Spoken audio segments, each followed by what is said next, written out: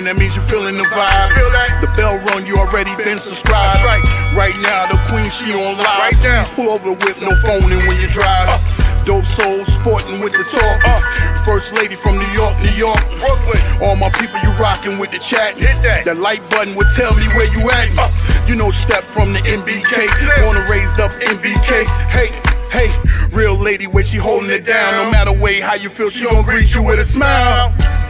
Sister, you one of a kind. Yes. Oh, sister, it's time you That's shine. Dope Soul. Where you at? Where you at? Dope Soul. Where you at? Where you at? Dope Soul. What? Dope Soul. What? Your soul. Where you at? Where you at?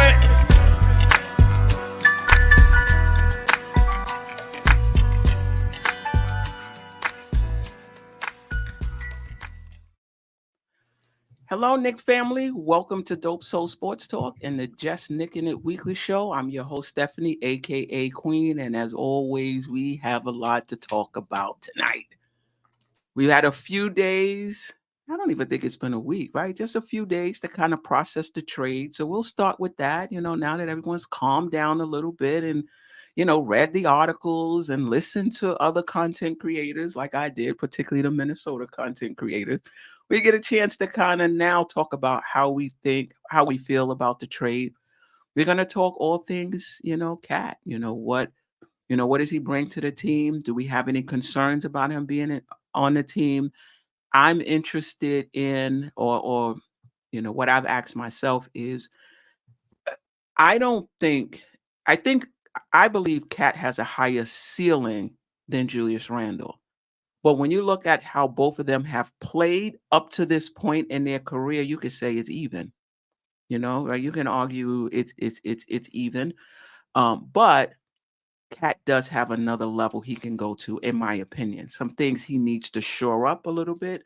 And I'm wondering, under Tom Thibodeau, will he be able to reach his ceiling or close to it? And we'll talk more about that. Shout out to the Minnesota content creators. I've been on YouTube. I've been consuming their content. And I was telling Geoff before the show, if you close your eyes just lightly, you would think they were talking about Julius Randle, those who had issues with Towns, and they're glad he's gone. I said, well, who they talking about? The same criticism we have of Randle, they had, or at least some of the fans had, of Karl Anthony Towns. Didn't perform in the playoffs. A good defensive player if he's engaged. Turnovers in key moments. And questionable basketball IQ. These are the things that a lot of Knicks fans hated about Julius Randle, and so some of them was like, good riddance, y'all can have them. So every fan base feels like they won the trade, right? Every fan base feels like they're better with the incoming guy. Who wants to admit that they're not, right? So we're going to talk about that. We'll also talk about Leon Rose. Listen, this trade was, in my opinion, a risky trade. You weakened your bench, though. They're taking steps to strengthen it. You're in the second apron, I believe, after the 25-26 season, if I'm not mistaken, maybe even sooner than that. And you've hitched your wagon, to a guy with a tremendous upside, tremendous ceiling, but who has question marks of his own, right? And so these are the type of moves as a front office that catapult you into being one of the best franchises in Knicks history, front offices, in Knicks history, to getting fired, if it doesn't work out. So we're going to talk about Leon Rose a little bit, and Sunday is the first preseason game. So we'll talk a little bit about that. So like I said, a lot to talk about. Let me bring in the gang. Jerrell, Die Hard Giants live podcast. Geoff, how you guys doing? Shout out to the chat as well. Yeah, salute to the chat. Good to be here, Steph. Salute to Geoff. Salute to Steph. We back again for another Thursday. No doubt. Yeah, back at home. Right. two Knicks chicks. If you want to join me, I dropped the link in the chat. If you want to hop on, you definitely can. Anybody that's part of our chat, if you want to hop on, feel free. So now that we've had an opportunity to kind of marinate over this trade, and unfortunately, Aj couldn't make it because I would like to see how he's feeling now. Though I spoke to him probably 2 days afterward, and he wasn't he wasn't feeling any better. But now that we had an opportunity to marinate, think about it a little bit. What's your thoughts on the trade now, and has it changed from when our first show on it? Jerrell, we'll start with you, and then we'll get to Geoff, and then next time, Geoff, you'll lead off. All right, cool. For me, it hasn't really changed. I didn't have a problem with the trade in the first place. That Friday night. I mean, I don't mind Cat. I like Cat. I like Julius Randle and Dante too. It's not like I want them to leave or I wanted either one of them to get traded, but for me, it's all about fit, and I see why they did it. It's all about spacing. It's all about getting Jalen Brunson the players around him that actually amplify his game. Like, are we gonna get into like Cat's like how he plays or whatever, or you just want me?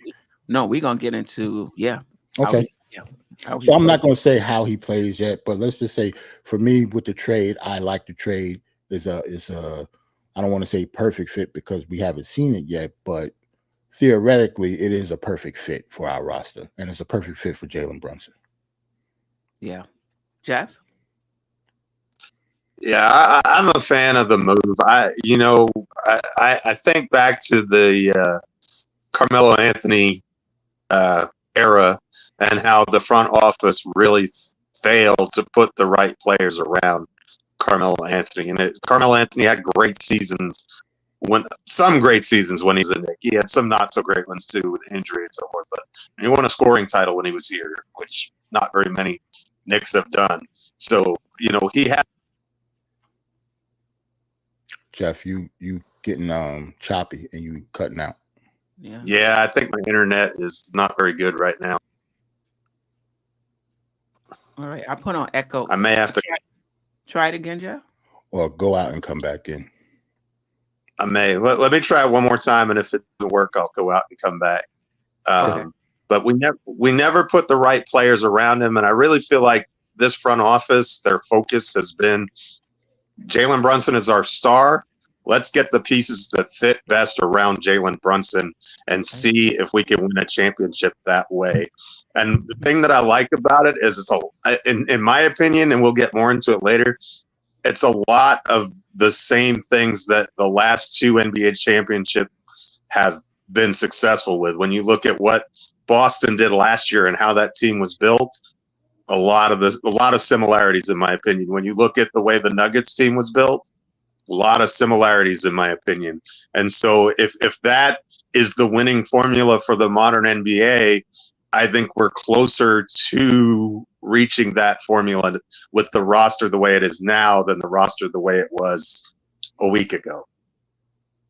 Yeah.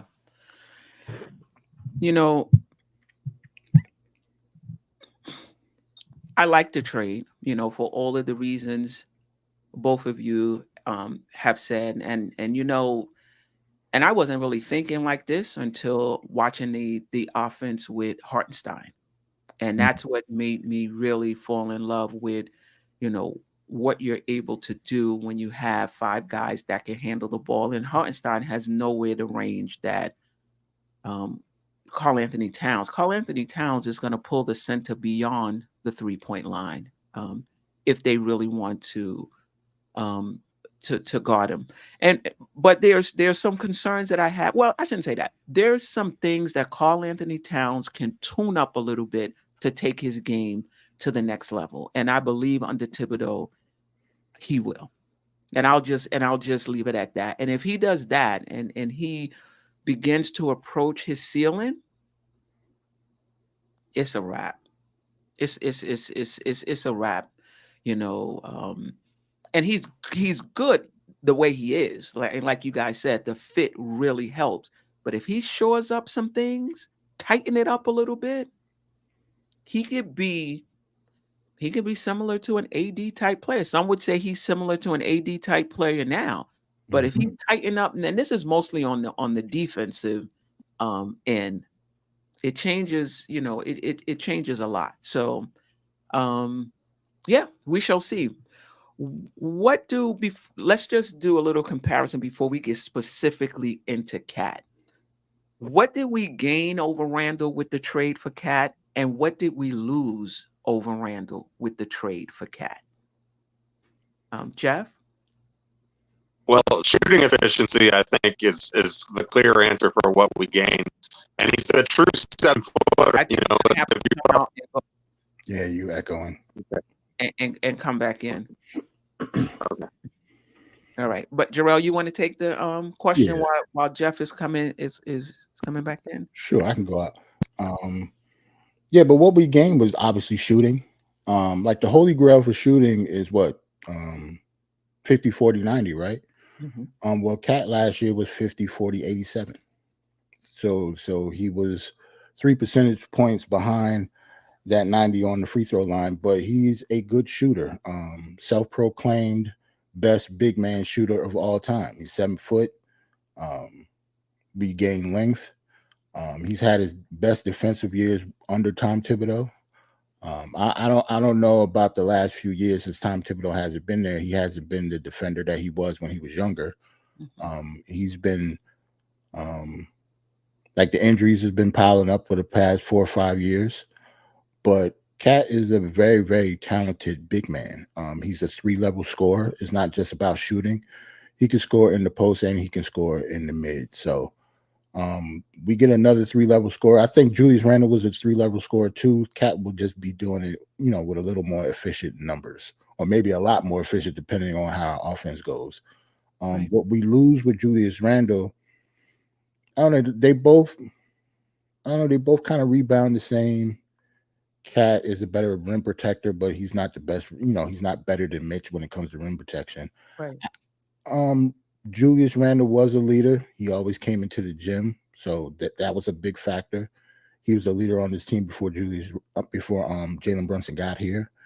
So it's not like we lose that much with Julius Randle, but not having him. We saw what this team was like without him halfway through the season and in the playoffs last year. So even though we lost Julius Randle, we know how this team looks without him. But we lost the All-Star and we gained one back. So it might be a push in a lot of areas, but for like the stark difference is the shooting percentages. Yeah, for sure. Geoff? Well, hopefully you can hear me and understand me this time. A little better. Mm-hmm. But I also think the shooting is obviously the one thing, and I think that Randall's probably a little bit better of a playmaker. They both have their turnovers, but Randall's a career 5 assists per game guy, and Cat's more like 3.8 or 4. So I think he's probably a little bit better from a passing standpoint. But the shooting's not even close, and I think that other than that, statistically, it's 6 of one, half a dozen of the other, especially if you're just looking at counting stats. I mean, they're eerily similar players from that standpoint. But, in the modern NBA, where I kind of feel like I love Randall, but his game is kind of like a dinosaur in some ways. It's not, and that's why he's so effective. There's not anybody else who really does what Randall does, but Cat's more of a unicorn than a dinosaur. He does a little bit of everything. I mean, on the offensive end, there's not really a whole lot that he can't do. I mean, he can shoot that hook shot with a high percentage. If you put him in the post, he can shoot it from deep at better percentages than guards. I mean, he just has a full arsenal at his disposal that not really anybody else has. I mean, neither one of them is has a reputation as a quality defender. I think both of them are capable defenders. And again, I think that the things that made me think that we could survive some Julius at the 5 minutes this year make me think that we can definitely survive Cat at the 5 minutes. First of all, I think it's more natural position, Cat at the 5 than at the 4. So from that standpoint, I think it's kind of moving back to his comfort zone and where he belongs, in my opinion. And so, and I just like having OG at the 4 and Josh Hart or at the 3. There's a lot of flexibility It's there, but again, I think we can't hear you at all. It's you're sounding like a robot now. I don't know. Oh man, I don't know what to do. You sound a little. I guess I'll just get off and listen. Well, maybe just keep going back out and come back in, Geoff. I don't think you should get off the show though. We need you. yeah. Is that how I sounded when I was downstairs? Well, but if you can't hear me, then it doesn't. Then I'm being more harm than good, though. So I'll try again. Okay. Yeah, try. It looks fine on my end, so I'm not seeing what y'all are seeing. So the video is a little shaky too. Is not as clear also. Okay, So I'll it's try. clear right now. Maybe you can just shaking the phone, maybe. Yeah, probably so. But I'll try and leave and come back in again. Maybe it'll get better. Okay, all right. Yeah, I mean, to both of your points, I think obviously we gain shooting range and shooting efficiency. I think we definitely gained that. Over Randall. I think what we lose. One of the things we lose is that bully ball. I think Randall was much better at taking advantage of the mismatches than, from my understanding, listening to Minnesota content creators, than Cat was. So Randall would, shoot from the outside. If he had somebody smaller on him, he would take him into the post. I think that that's something that Karl Anthony Towns has to get better at. And I get it. I mean, if you've ever played basketball and you've ever played the center position, it's not easy banging down there, trying to get position.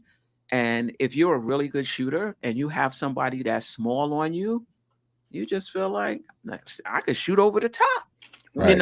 Of this person. Why? I know they're smaller than me and I could take them in the post, but I can also shoot over the top from right here. Particularly somebody who's a great shot maker like Karl Anthony Towns.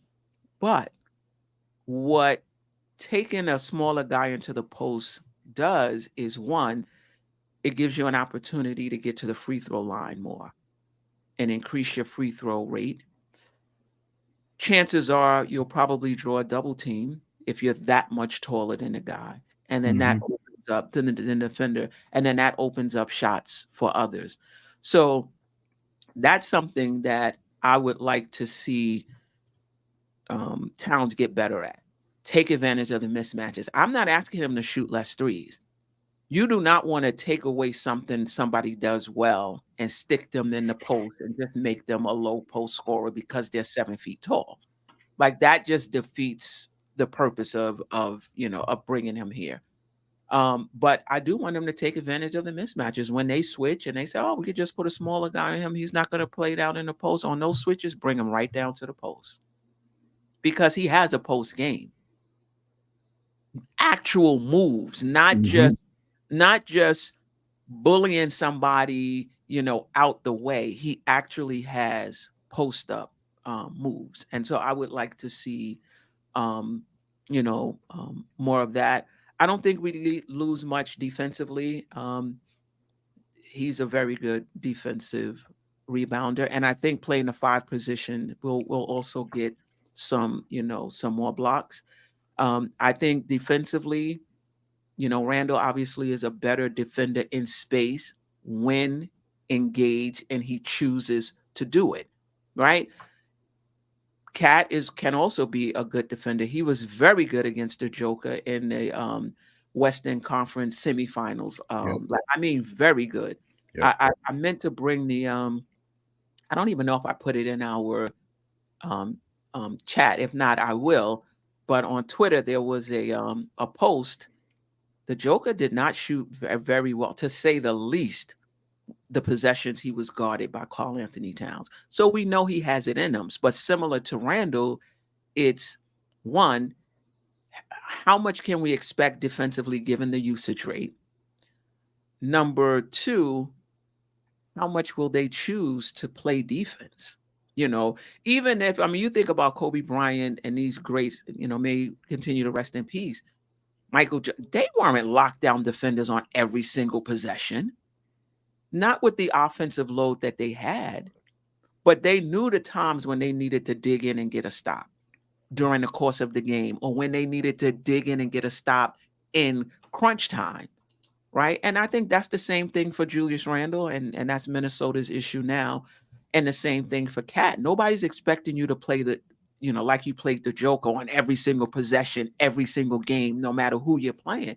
But you have to recognize the times when we need you to dig in, you know. And it was good to know that he has that ability. So I think with both of those guys, it's going to come down to the willingness to play defense, the willingness to do it.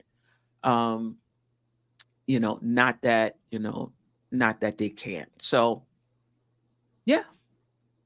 Anything else in terms of, you know, what we gained or lost with the trade, as far as not including the bench, just specifically Randall and Cat? When it comes to Cat, I think I think a lot of people that don't watch him play think all he do is shoot threes.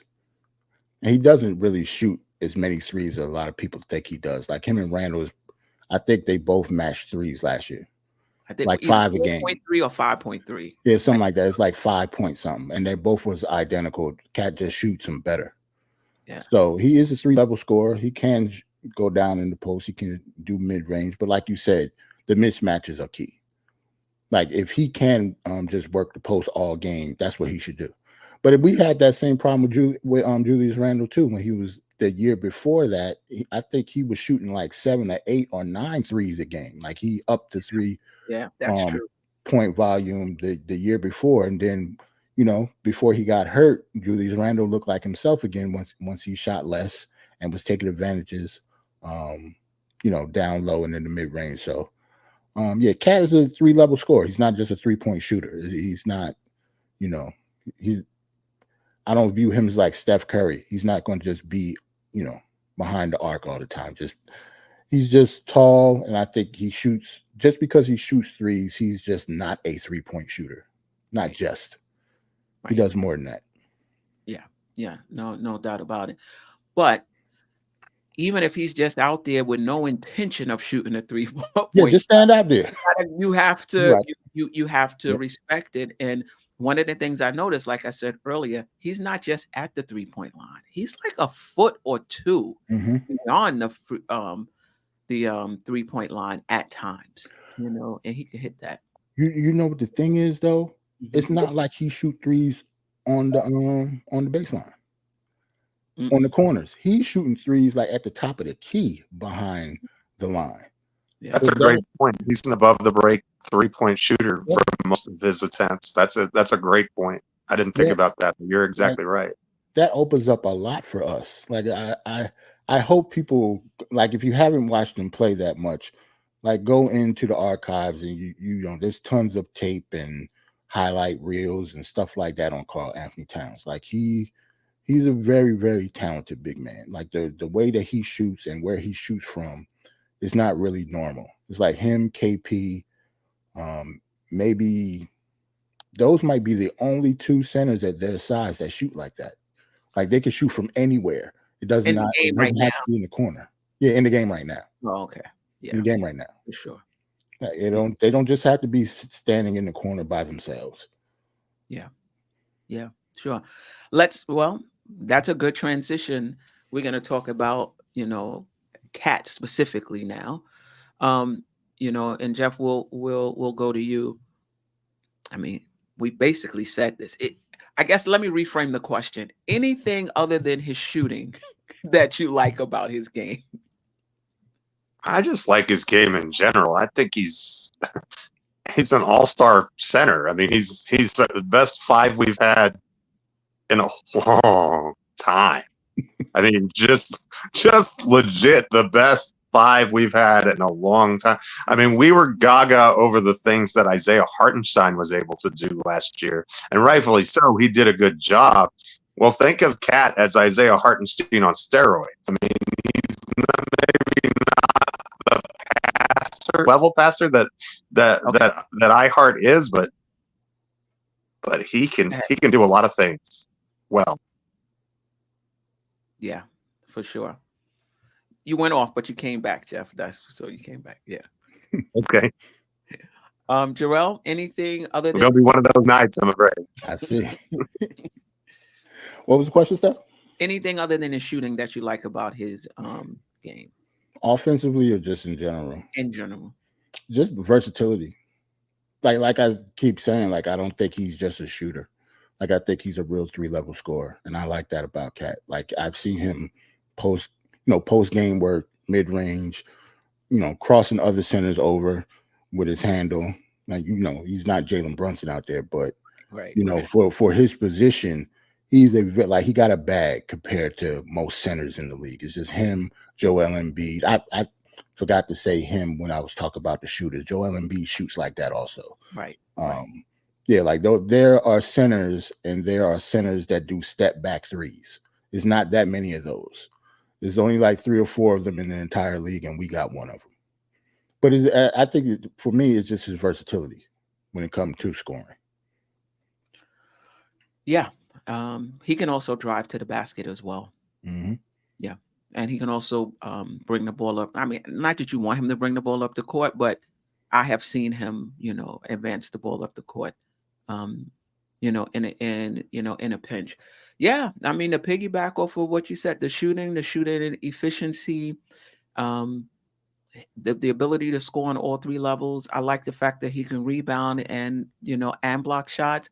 I like the fact that there's still room to grow. Now, you can argue that somebody in their 10th season, are you still growing, when you're in your 10th season? Mm.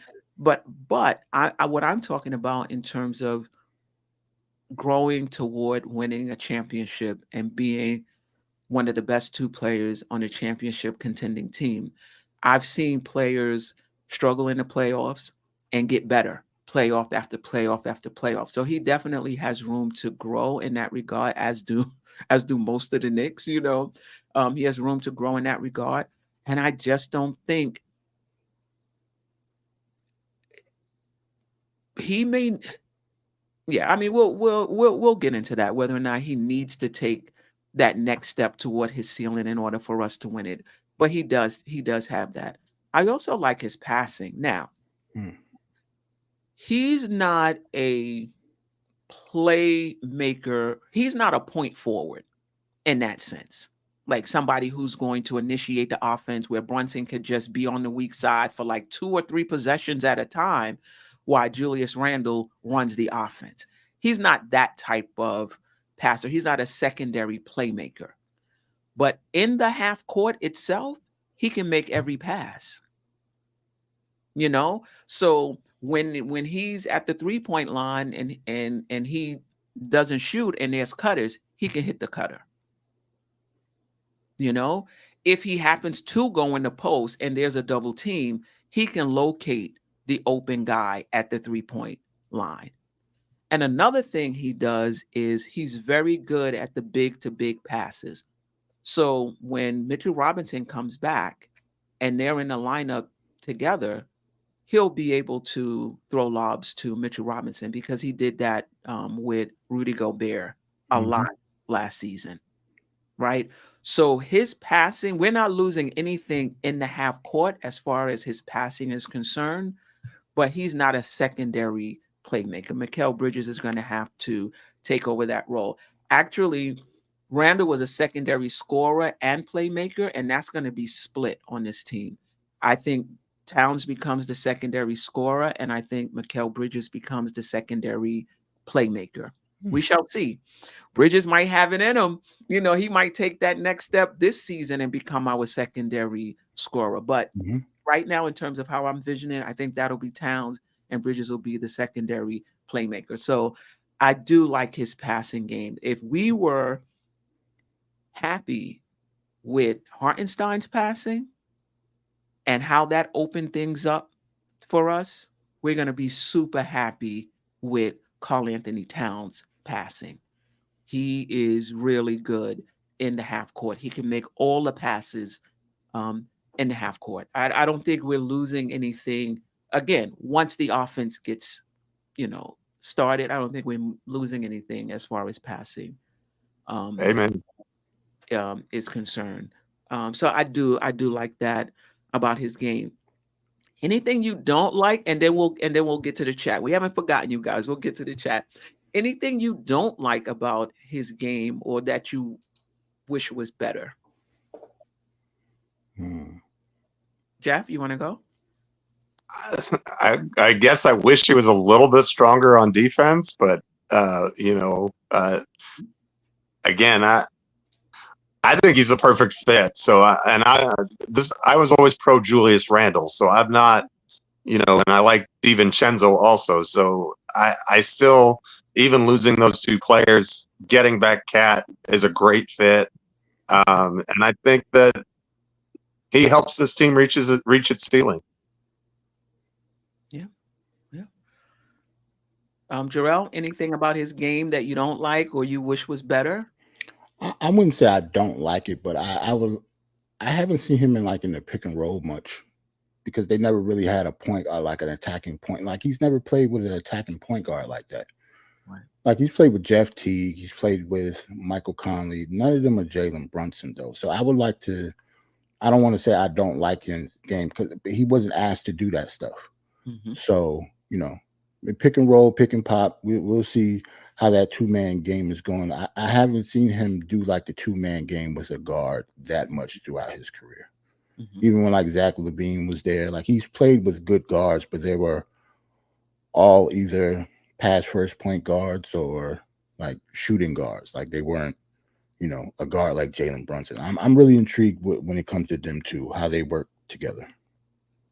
Yeah.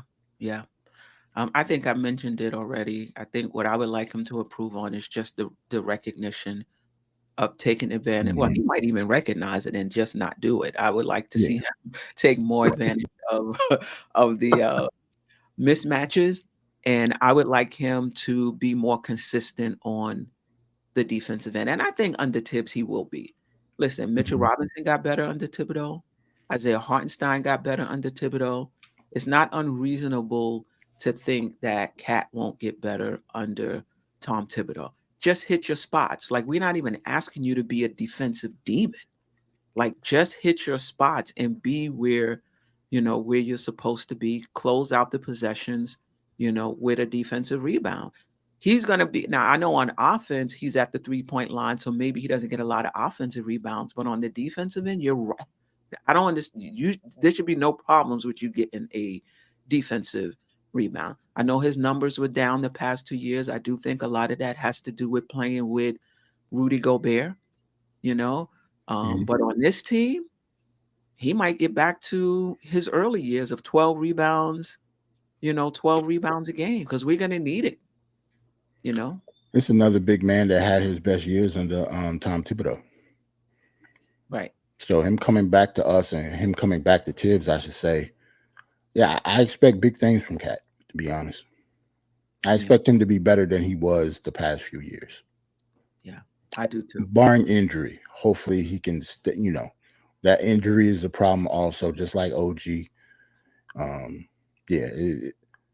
Barring injury, let's just say that. I don't want to, knock on wood.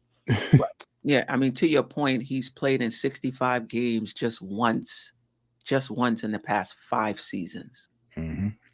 Just once in the past 5 seasons. So that is a concern. I mean, that's another reason. We'll get into Leon Rose. He's hitching the wagon to Towns. But injuries is a concern. And that's a concern with OG as well. Any one of those guys go down, and it's going to be tough for the Knicks to win a championship. Yeah. Agreed.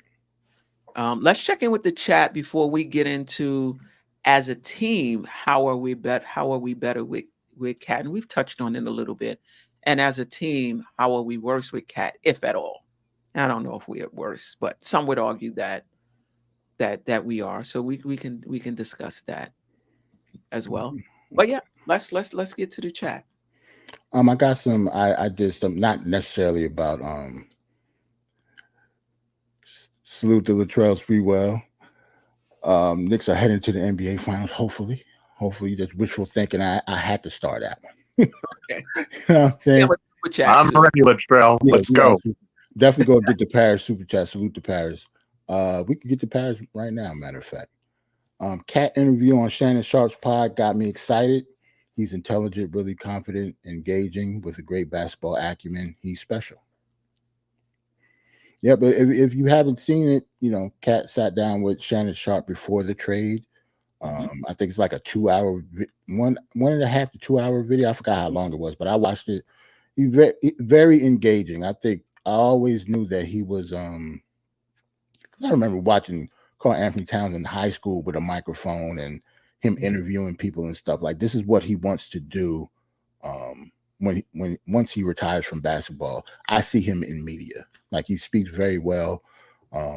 Like Paris said, great basketball acumen. He good basketball IQ.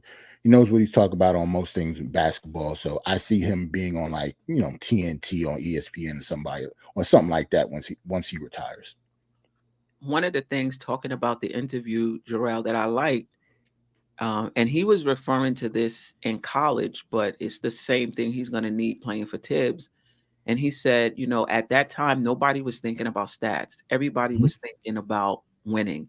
He said there was a game in which he just had 2 points because that they didn't need that for him that game, and he was all right with it. That's what he said. Steph, that was against us. That's why. That was against. Oh, okay. North Carolina. Yeah, I'm a North Carolina fan. So yeah, they beat the hell out of us. But they beat the hell out of us. But you know, we kind of checked. You're rubbing salt and wounds there. Hey, as soon as he said, I was like, I remember that game. But yeah. And he only had 2 points, and he said after the game, everybody was happy because it was just about winning the basketball game. And I hope, I mean, he's been in the NBA 9 seasons now, maybe 10. I hope that he hasn't lost that because that's basically how Thibodeau is. You know, it's about the team. We might need you in the post more one game than shooting threes. We might need you to play the 5 for the entire season, which is what it's looking like. Or we may need you to switch to 4. We may need different things at different times. Are you all about winning? So when he said that, even though it was referring to college, I was encouraged because that was one of the things I was concerned about. Yeah, when you play for a big program like that, for the most part, you know about sacrifice. Especially if you're gonna play for Kentucky, North Carolina, Duke, you're not gonna come in and average 30. Right. Like that usually doesn't happen because when you go to one of those programs, like you are one of multiple 5 stars that's going there at the same time. Right. Like Cat came in with like 3 or 4 other 5 stars. I think on his team, the 1 year that he was there, 9 players on that team was drafted. So when you have 9 players on your team drafted, yeah, you have to sacrifice. He's always been able to shoot and score and stuff like that. But for that team, he was supposed to rebound, defense, and, you know, be a real center. So that's what he was asked to do, and that's what he did. Right. Yeah.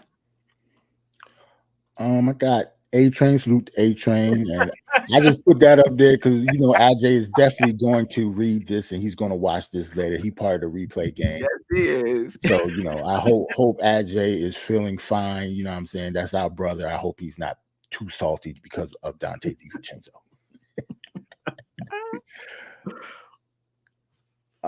If Tibbs tells Cat don't take too many threes, then Cat won't. Cat will devise a scheme to put Cat in in the best defensive position he can be in, and the crying is annoying. Hey man, a lot of people don't like this trade. Well, y'all gonna be mad as hell for a very long time because it's finalized and Cat is here. He's not going anywhere. So, you know, you don't have to like him. You don't have to like the trade in general, but he's a Knick, so you're gonna have to root for him and root for him to play well. At least I would hope so. particularly if you want to win a championship. It's going Right. to be very hard to do it without him. Right. He's younger than Julius Randle, though, isn't he? I He is. believe so. Yeah. Isn't he He- just 28? 28 or 29. I'm not sure. I have to look that up, but yeah, around there though. They're not that far in age. I don't think. Yeah. What's this? Salute to G Robinson. Look for Boston KP. Looking at Boston KP as the third option. Cat isn't that much better. So, who will be our Jaylen Brown? Mikhail? Maybe. Yeah, maybe that's the plan. I mean, split between him and OG. Mm-hmm. You know, OG is going to have to put up some points too. It's not just going to be on Mikhail. And plus, I think OG is the type of person. He said he wanted to do that, but injuries is, you know, kind of hampering him too. So, you know, we'll see how that goes. A-Train, salute to A-Train again. This is a good trade. Cat will fill in and Tibbs will bring out the best in his game. I believe that. Yeah, I believe that as well. I mean, we can go beyond the centers. Randall got better under Tibbs. DiVincenzo got better under Tibbs. Brunson got better under Tibbs. And you could say, you know, it was bound to happen no matter who they played for. But, you know, when it's one or two players, okay. But when it's player after player after player after player, you know, it could be the system. You can say Emmanuel quickly. I think he can be on that list too. Yep. Absolutely. Miles McBride, you know. For sure. Yep. Salute to Cam from the kickback. Cam, appreciate you. Yeah, he wanted to salute the panel, the chat. He's super excited. Two-headed monster, JB and Cat, and great defenders around him. Can't wait. Yeah. I mean, listen,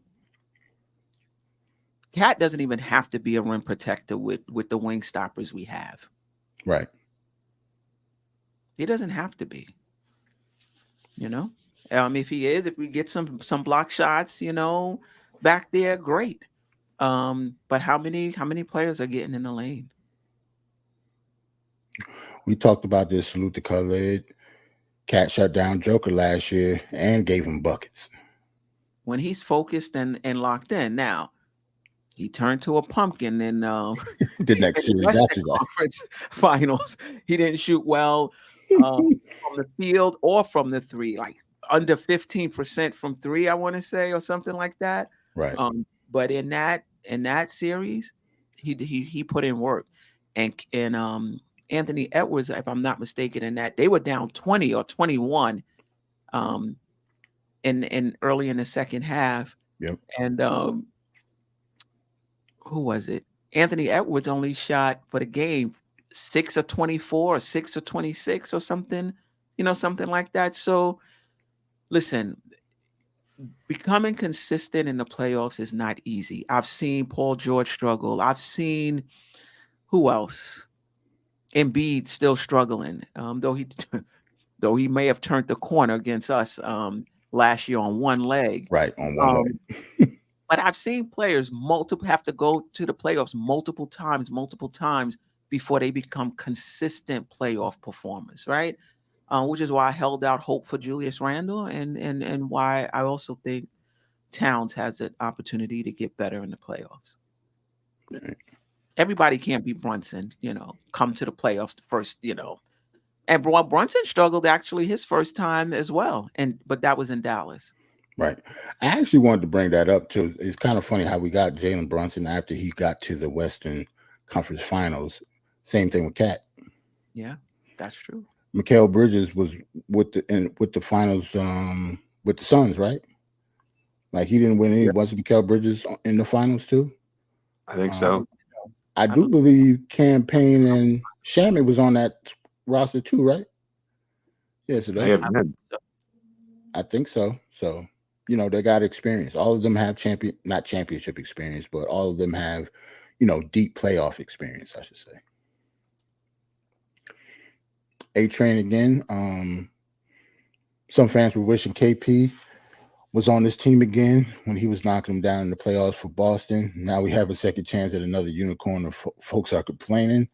Give the man a chance. Give the man a chance and give the team a chance to see how, how they look together. And it may take some time, for this team to, to gel. So, give it some time and see. I know people was complaining about Brunson when he first, got here. Oh, he shoots too much. He's not passing. He's this, that. Now those complaints have kind of calmed down after he's performed, in the playoff. We still get some of those complaints here and there, but that's calmed down some. Give Karl Anthony Towns a chance to see how he's going to be here. Just because a player is one way on another team doesn't necessarily mean that's how they're going to be on your team. They could be better. Give them a chance. Let's see. Salute to Andrew, everyone who leaves Minnesota wins championships, KG, Kevin Love, and Andrew Wiggins. That is true. Hopefully Karl Anthony Towns is is number next. 4. Lucky number 4. Hopefully, because all of them were the number one options on there at Minnesota when they were there too, before they left. So my man Stafford Don, he just wanted to say what's up to us in the chat. Love you, Stafford Don. Hope you're doing well. My man. Yeah, he recovering from the trade himself. Oh, Stafford didn't like the trade either. I didn't know his thoughts. No, he was not necessarily that, but he was a huge Randall fan. Yeah. That's true. Salute to Keith. Another thing, Cat and Brunson build chemistry. He didn't even know who Karl was. Salute to Jalen Brunson for being a good sport when it came to those questions, man. He knew he couldn't. They knew he couldn't answer those questions. So yeah, who's Karl? I thought that was hilarious, personally. I did. Remember I said, salute to Donald. He's been in the chat. He don't like the trade, and he doesn't. He's not a Cat fan. You know what I'm saying? But we had to start this. Remember I said this, both points for and against will drop out of the top 10.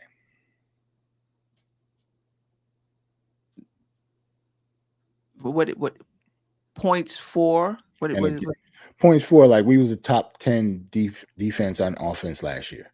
So he's saying because of this trade, we're going to drop out of top 10 for both. No way. I don't believe that either. No. Especially How on are we offense. dropping out of the top 10? Let's not act like Randall was a defensive juggernaut, and now we're replacing him with Towns. Both of them are iffy on the defensive end, not necessarily in terms of ability, but in terms of willingness and consistency. If we drop out of the top 10, it's because we don't have Mitchell Robinson maybe helping us, perhaps. But we didn't have Mitchell Robinson for most of last season, and we were still top 10. Is Devo not coming off the bench is going to make that much difference in our defense that we're going to drop out of the top 10? Yeah. You just tell the people who don't like the trade and the people who like the trade. That's all. Like a lot of the negative stuff, a lot of the stuff y'all just making up. Like y'all don't really have any type of proof that such and such is going to happen. If you don't like Cat, that's cool. But yeah, don't make stuff up though. But we'll see how it goes. Definitely. Right. Definitely. How are we better with Cat, if at all? I know we talked about how our offense has the potential to be better with him playing the 5, and we'll talk about. I know there's some in the chat saying, or at least one person in the chat, see him playing a 4, particularly when Mitchell Robinson comes back. Mm-hmm. But how are we better with Cat? Yeah, how is the team better with him? Is there anything left to say? I mean, we've talked about the stretch, also the pick and rolls with Brunson. Yeah, I already said that I'm really intrigued about the pick and rolls, but I can't champion the pick and rolls because I haven't seen him really do that yet with any guard. I've seen him do it, with Michael Conley and stuff like that, but with a dynamic guard like Jalen Brunson, I don't know what that looked like. It could either. It's to me on paper, it theoretically seemed like it'll be kind of scary between both of them. But, if their chemistry isn't right, it can also be a disaster. And Tibbs is like, yeah, don't do that again. And you know how Tibbs is. If Tibbs say don't do it again, he don't want to see it for the rest of the season. Right. But I think that's going to be a big part of what we do. That 1-5 pick and roll, I think is going to be a big part of the offense. It's not something Brunson did it with Hartenstein a little bit, with the pocket pass for the little floater. He didn't do it a lot with Mitch. I don't remember doing it a lot with Randall, right? Randall, yeah, he didn't do it with Randall either. But I think with Cat, you have to. Even if it's not a pick and roll and it's a pick and pop. Yeah, I just think you have to, you have to do that. And the defenders have to stay at home on those shooters. You have to stay at home on those shooters. And if Cat roll and you hit him in the mid post and somebody collapse, he can make that pass. Now, something we haven't talked about, what we don't like about his game, just go back real quick, talking about him getting the ball in the mid post off a pick and roll. He fouls a lot, and a lot of his fouls are offensive fouls. He has, I think, over the past 2 seasons, the highest offensive foul rate in the league, if not actual number of offensive fouls. I didn't know So that. he has to be careful on those pick and rolls. Yeah, I didn't know that.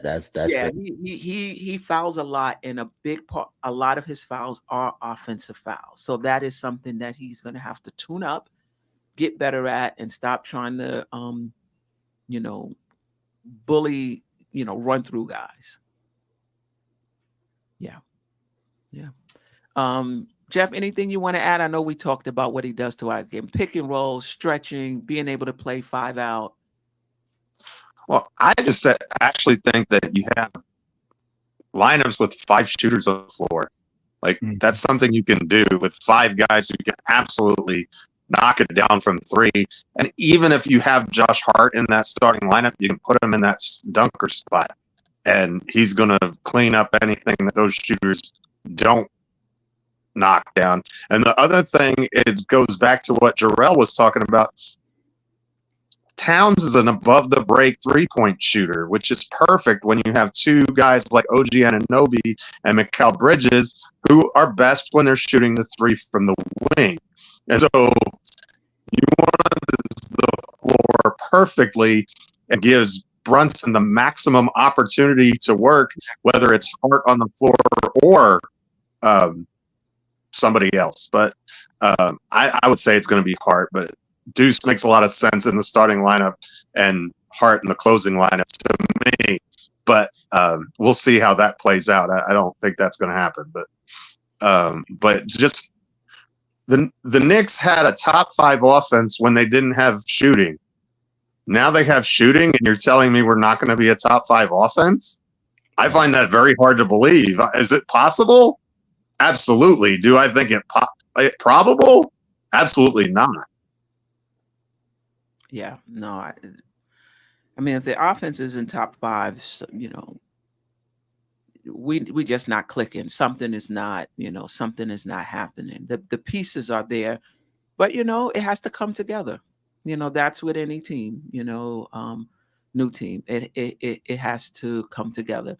But talking about the room for Brunson to operate, like we said, Cat can pull the center past the 3-point line.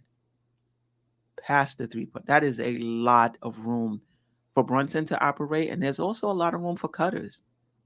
Bridges is a good cutter. If I remember correctly, OG Anunoby, is a good cutter. And Cat can make those passes. He can make those passes. So, it definitely, I think we're better there. Are we better with Cat at the 5 or the 4? The 5.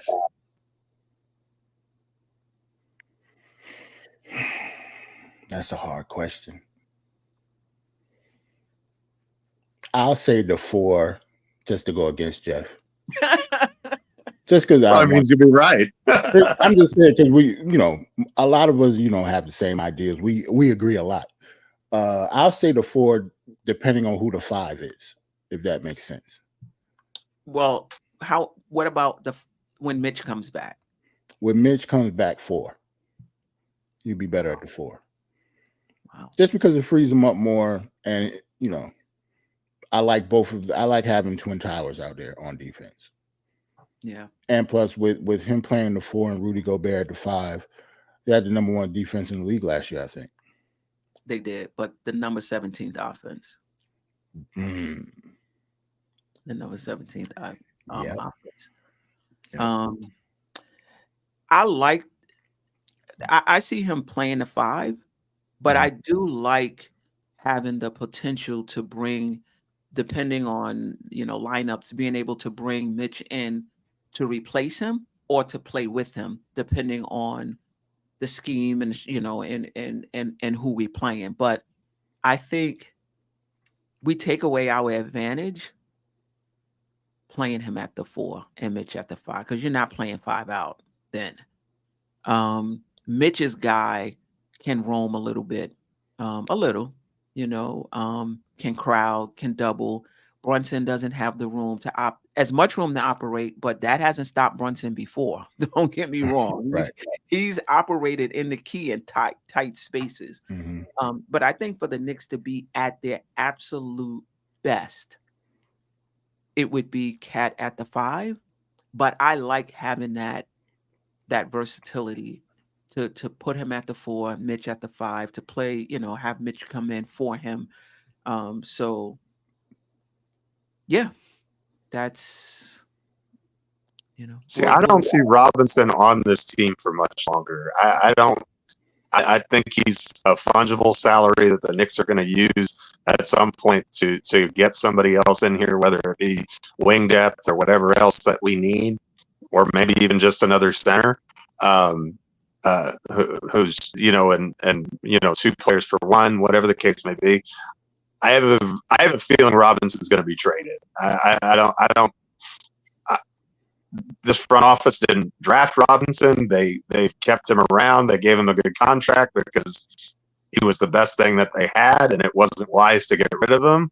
And I like him, but I don't see Robinson being here come playoff time. I'll be surprised if he is. Yeah. He wasn't even at the press. Was he? I don't even think he was at content day, media day. No, he's not with the team at all. What? Come on, Mitch, right? Yeah. Yeah, he's not with the team. Like, remember they're not here. They tried South Carolina. Yeah, Mitch not with them. Charleston. Yeah, South Carolina. Yeah, they said that Mitch isn't traveling. He didn't travel down there with them. He's rehabbing by himself. So that's why he wasn't available for media day or anything like that. He got some tweets off though. That was about it. But yeah, he's not with the team. What is that about? I kind of get it though, Steph. Especially if they already said that he's going to be out for like indefinitely until like December, January. What is his purpose there? Like, he can't work out with the team. If he's rehabbing, he could rehab at home. Like, I guess they don't need him there. I guess maybe just for media day and stuff like that. But as a player, was that media day? Oh, he was? Okay, I didn't see him in media. I didn't see not one picture. I didn't see. I didn't see him. They didn't interview him, but I guess he was there. Okay, maybe I'm wrong, but I thought that he wasn't with. He didn't go down there with them. I could be wrong though. I could have missed something. Yeah. The look on your face. Said that media day was in New York, and then they went down to Charleston. I'll say that again, Geoff? Coach said that media day was at Tarrytown, and then they went down to Charleston. No doubt. But was Mitch at Tarrytown though? I think he was. He was? Okay. Okay, so he just didn't go down for a training camp like the. Okay, I got you. Put the look on your. I was like, what? Just because I was like, I didn't see him at media day. Now he's not going there. Like, yeah, he's not in training camp at all. I don't think. Okay. Yeah. I listened to the interviews of those that did speak. Are we worse defensively with Cat? No, I don't see that. Unless you really think Dante DiVincenzo is a lockdown defender, then no, we don't lose anything with Cat, especially since we gained Mikal Bridges. I don't see why Cat will be a negative on defense with losing Julius Randle. Like if you replace the two, I don't see, like, I think he's a better defender than Julius Randle. He just got to stay out of foul trouble. That's all. Right. Right. Geoff, your thoughts? I mean, if we're healthy, then I think we're going to be fine defensively. If OG misses a bunch of games and Cat misses a bunch of games, and Robinson is going to miss a bunch of games. So there are scenarios where I could see us being worse defensively just because we're not whole. But if we've got those two guys on the wing and Cat at the 5, we got length. We've got Josh Hart. I think we're going to be pretty good defensively. Yeah, I'm again hoping that his defense improves, and I'm not saying it's bad, but I'm just hoping that he gets even better.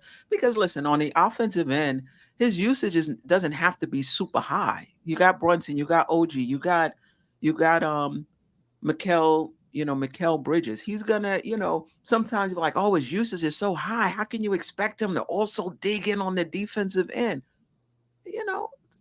Yeah, I think on this team, you could play a little more, defense. It's not like it's just going to be you and Brunson and 3 high school kids. You know what I mean? We got other guys that can, finish. So I hope his defense is better. I know his rebounding will be, but if he commits on the defensive end and take his game up a little bit on the defensive end, together with what he brings offensively, and if he can take advantage of the mismatches, now he's approaching his ceiling more than he has already. Any concerns about him being foul prone? And also this is what I'm interested in. Any concerns about him if the fan base turns on him, like if he gets off to a slow start and the fan base turns on him? Or if Tip screams at him. Tip's going to scream at him. I guarantee that. I mean, I say Tip screamed already. I'm about to say, is what, second day of training camp? Tip's probably screamed at him already, Steph. Like, that's already done. I think Cat will be fine with that, especially since he already played for him. Like, I think he knows Tibbs' coaching style. Mm-hmm. And he did grow up in this area. Well, the tri-state area. So he know New York fans. I don't think it'll bother Cat, but obviously we have a very, very big fan base. So if he starts out slow, it's going to be bad. Mm-hmm. Especially with who we traded. I mean, there is still a Randall Hive out there, and it was news to me. But I found out that there definitely is a Dante DiVincenzo Hive out there. Like, some people are sick about this trade because of Dante, not Julius Randle, which I was actually kind of shocked at. But yeah, if those two players are actually doing their thing over there, Minnesota is winning, and we're not, mm-hmm. then yeah, it could get ugly pretty fast. Yeah, this fan base can be brutal. Geoff? I don't really want to think about that question because that means you aren't going very well. Right? Let's hope it doesn't come to that, but it's possible. I once heard Bobby Bonilla say that they were going to have to wipe the smile off his face, and New York did that pretty well until the Mets gave him $1 million a year for life. So this town can be real tough on its athletes if you don't succeed. So just win, that takes care of everything. Because if he wins, he's going to be, loved. I think if he comes in and he helps his team like he can, people don't forget about Julius Randle being a Knick. They're going to be just fine. Not that he did fine, but I just say they'll be comfortable with Cat once he starts playing well. And not just, winning, I agree with that, Geoff. But if he plays hard, If he comes and he's playing hard, I was gonna say die for a loose ball, but with his injury history, maybe Yeah, not. don't Yeah. die for Don't do that. Don't die for nothing. Right. Let the ball. We'll get it next Right. way down. Don't do that. Right. But if he's out there and he's working hard and he's rebounding and he's blocking shots and he's playing, good defense, the Knicks are gonna love him. This is a blue collar town. If you're out there working hard, the Knicks they'll love you. I mean, look at Julius Randle. Julius Randle, 20-10-5 or 29-5. 3-time All-Star, 2-time All-NBA. Some of the fans were so upset that he took plays off on deep. Like get him out of here. Everything positive he was doing didn't even matter. He wasn't digging in on the defensive end. He got to go. So, Cat, listen. You can listen. If your 3-point percentage goes down, but you out there hustling, Knicks fans gonna love you. Because that seems to be it. Just go out there, hustle, play hard. They're gonna love you. So, if he does that, he's gonna get a lot of grace from Knicks fans. Even if his shot goes south for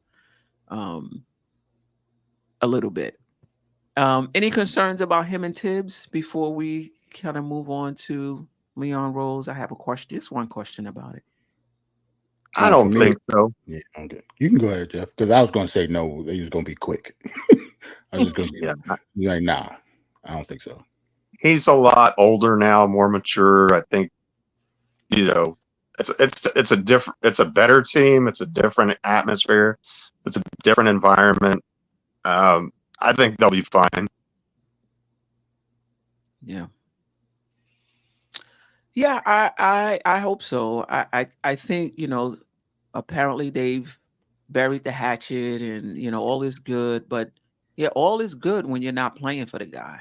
Tom Thibodeau, has a reputation away from the court as being a really funny guy, somebody who's, really, good to, to be around. And so there's been a lot of pleasantries between, Cat and Tibbs in public, but he's playing for the guy now, and that's different.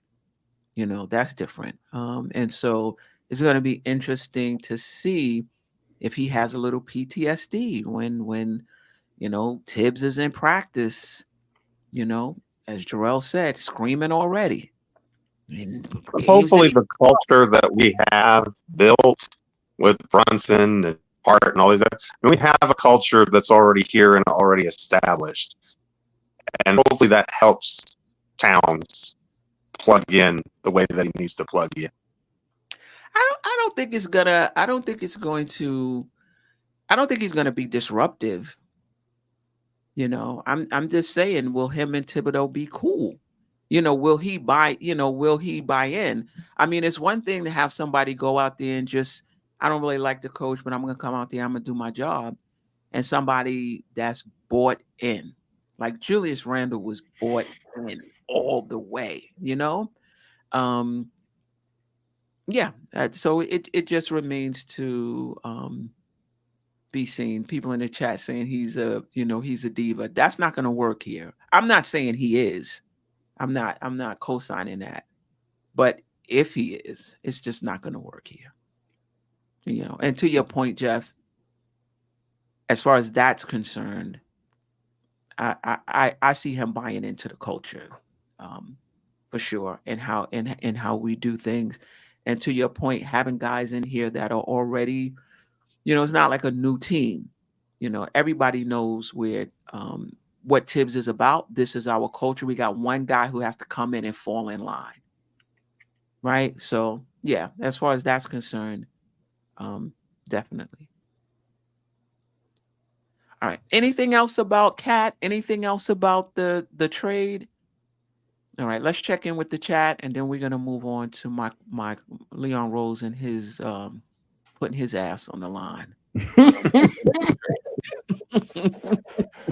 All right, let's see what we got here. Not even midnight yet. right?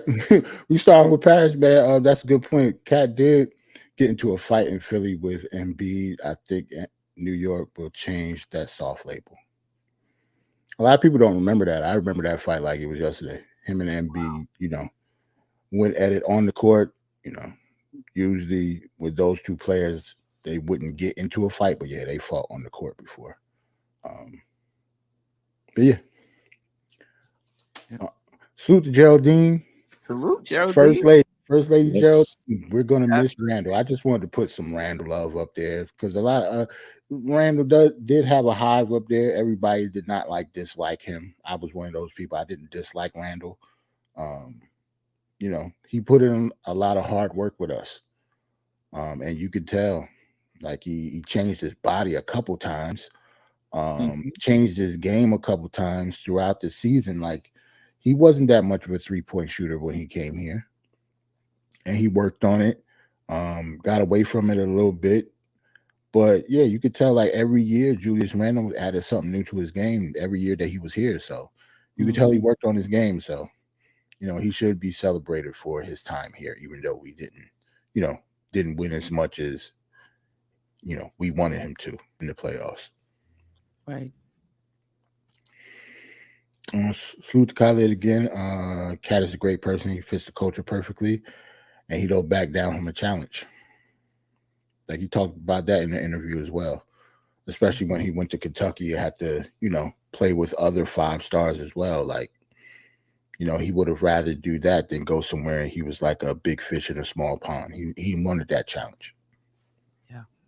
And about him being a great person, just listening to the Minnesota content creators, he's very good with the fans, takes his time, to, acknowledge them, shake their hand, sign autographs. And he's also really big in the communities. And so was Julius Randle. So both of those guys are really community-based. Big in the community. Yeah, both of them just seem like really, I call them kids, even though I'm not that much older than them. But yeah, they're just 2 pretty good kids, man. They're good guys. They both seem like mama's boys that grew up, the right way. They were raised right. Right. Very few basketball they got manners. You know what I'm saying? They're pro athletes with manners. They're not bad people. So I don't hate on athletes like that. Especially if you're a good person and you show, no matter what you do on the court, they're raised right. Salute to Tim. I think you put this up here already, didn't you? Or you put the other one up here? Yeah. But salute to Tim regardless. Representing Knick Nation. Salute to Johnny. This team is talented enough from top to bottom to mix and match. Starters and the bench would be interesting. Yep. Staggering. I want to see what Tibbs do with the staggering. That's interesting. Salute to the Nostalgia Knicks. Cat will be an all-star. We didn't really talk about that much. Do we think he's going to be an all-star? Well, do you mean next season or throughout his time here, perennial all-star? He has a chance. It just depends on how he plays, how he adjusts, and how he plays, and how the Knicks do. That has a lot. That's going to have a lot to do with it. I think Mikal Bridges is in the running as well to be an all-star again, depending on how well he plays and his embraces his role and how well he does in it. So I think Cat was an all-star last year, was he? He was an all-star last year. He was. Yeah, I think he's 4-time all-star, 2-time all-NBA. I don't know about the all-NBA part, but he's definitely a 4-time all-star. Yeah, I think he's 2-time all-NBA as well. Yes, 2-time third team. 2 times third team. Okay. Okay. Yep. Here we go. Jabroni Z. Salute. I think Cat should play 70% of the time at the 5, 30% at the 4. See that? We talked about that. Yeah. Coach, Cat should play 16 minutes of power forward, 20 minutes at center when Mitch returns. 36. About 36 minutes a game. I can see him getting around that, I think.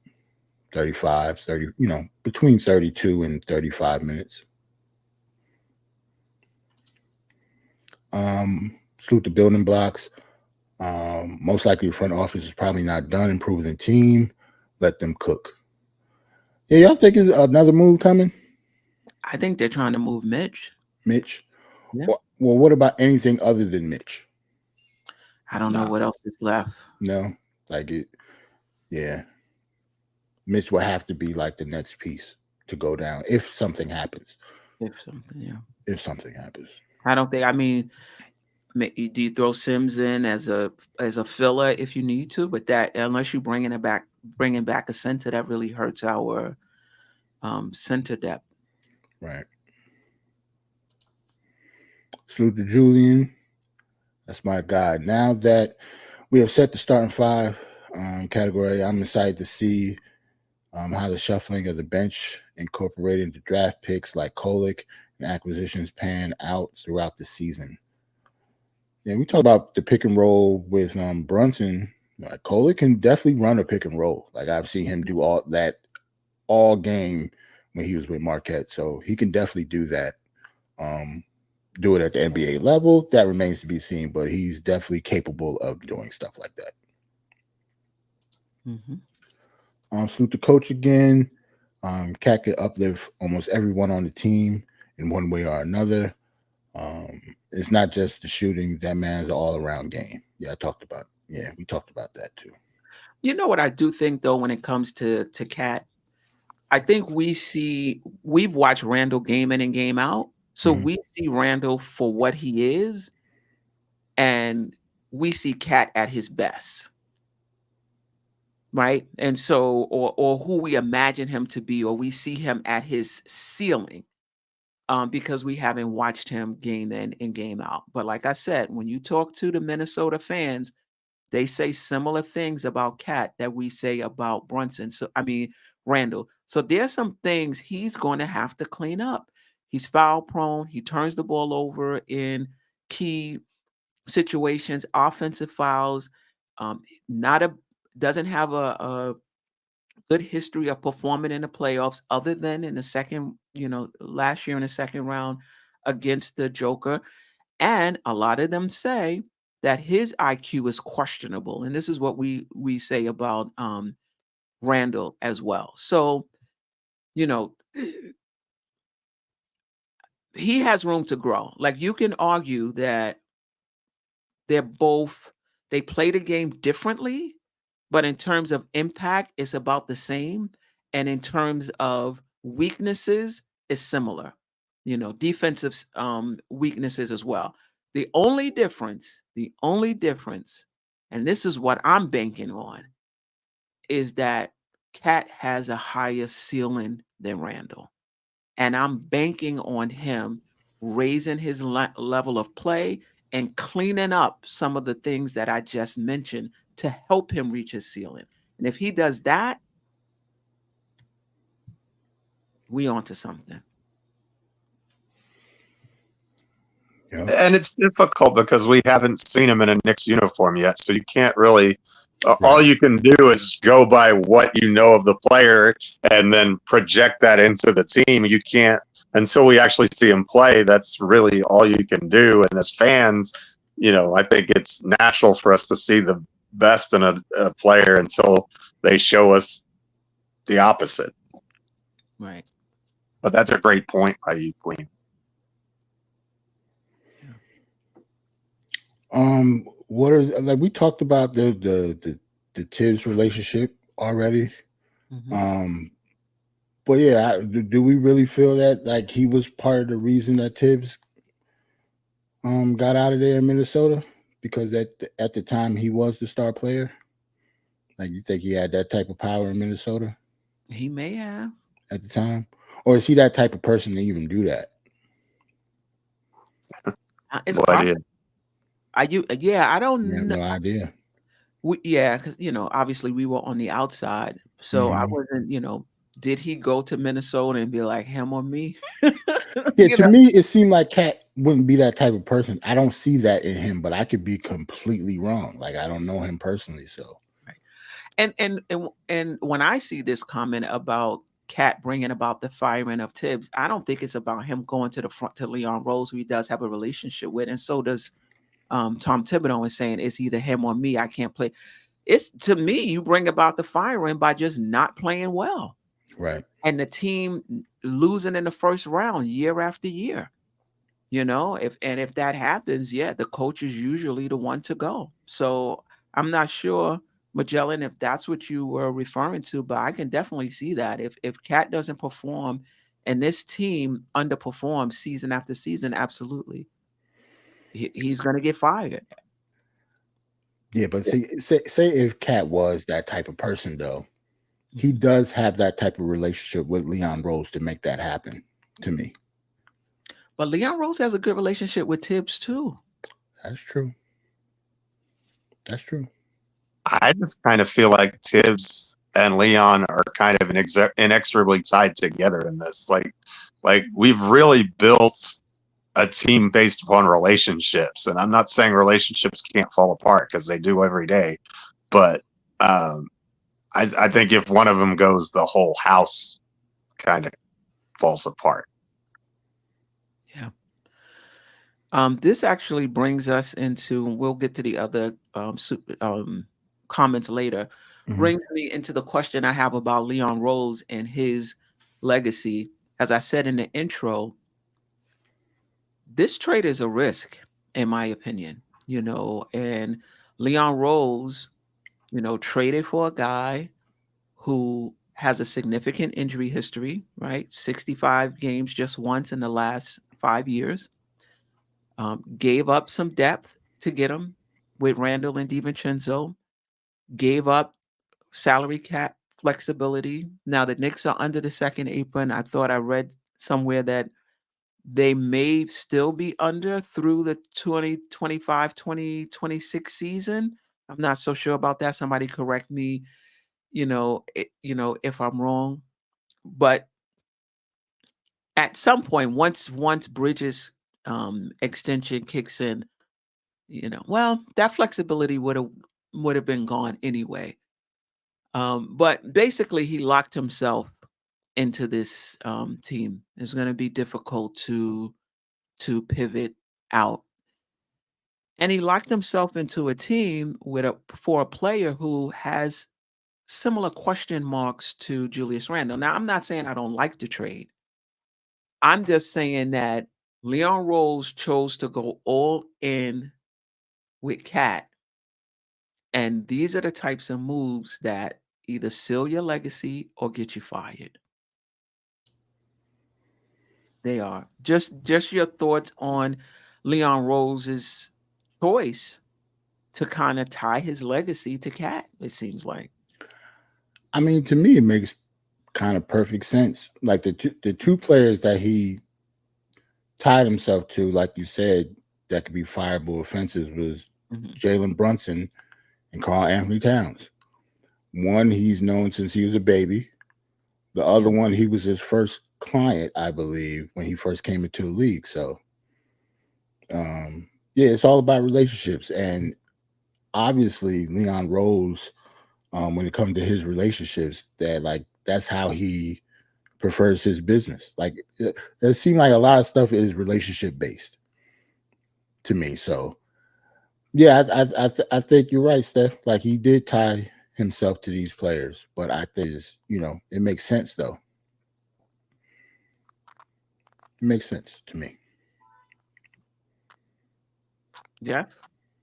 Well, I think a couple things. First of all, anytime you're unsure about a player with their contract extension, that player's getting moved under Leon Rose. Like we saw that with Emmanuel Quickly, and now we saw that with Julius Randle. They weren't really sure what they had with Randle from a postseason perspective. And I'm not saying Cat's resume or record is great, but he's also here. You have him under team control for longer. So from that standpoint, I understand it. I also think that the maneuvering that he did to make this trade happen, and the way that the front office was able to manipulate the salary cap with Charlie Brown Jr. and Daquan Jeffries was a kind of a stroke of brilliance that we don't see from New York front offices very often. So when you can do those kinds of things, I tend to put more trust in what you're putting together. Now that doesn't mean that it's definitely going to work, but it shows me that there's professional competence there. And he's tying his legacy to Karl Anthony Towns and Jalen Brunson. That is certainly a risk, but I don't think Jalen Brunson is a risk, though. I don't think Towns is the capper, though. Like there were other, let's say he kept Randall, signed Randall, because that option was there too. And that's the other thing. I don't want to go into the second apron by signing Randall till extension, but I'm going to go sign this guy for Supermax. And again, I'm just bringing this up as a devil. I like the trade. I like Towns. I don't think he's soft. I think he raises the ceiling of our team, particularly if he tightens up some things, like we talked about. But the fact remains that the depth has decreased. We could have kept Randall, kept Devo, had a deep team, still had some flexibility to pivot if we needed to. And Rose just turned around and said, no, I'm not going to commit to this team. I'm not going to go into the second apron with Randall, but I'm going to go into the second apron with Towns on a Supermax, So I don't know. It just, to me, that was a choice, because he could have went in a different direction, and he chose to go in this particular direction. And this is not Cat, as much as I like him. It's not like we traded for, who can I say? Somebody who has a history of winning in the playoffs. Giannis. You know what I'm saying? Giannis. Yeah. Traded for somebody who has question marks of his own. Right. So, the reason I brought up Jalen Brunson as a risk is because when he first signed him, not like with the extension.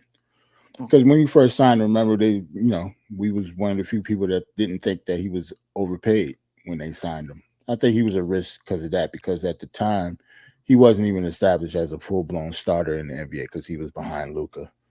And flourished when Luka got hurt in the playoff run. So he was a risk there, but yeah, he's now that Brunson is, the way he's been playing, he's definitely wasn't a risk, the extension and stuff like that.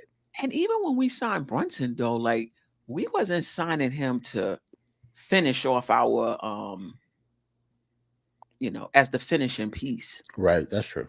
I think even Rose didn't think this. I think he thought he would be, good. I don't think he, thought this. But Geoff, go ahead, finish your point. I'm sorry.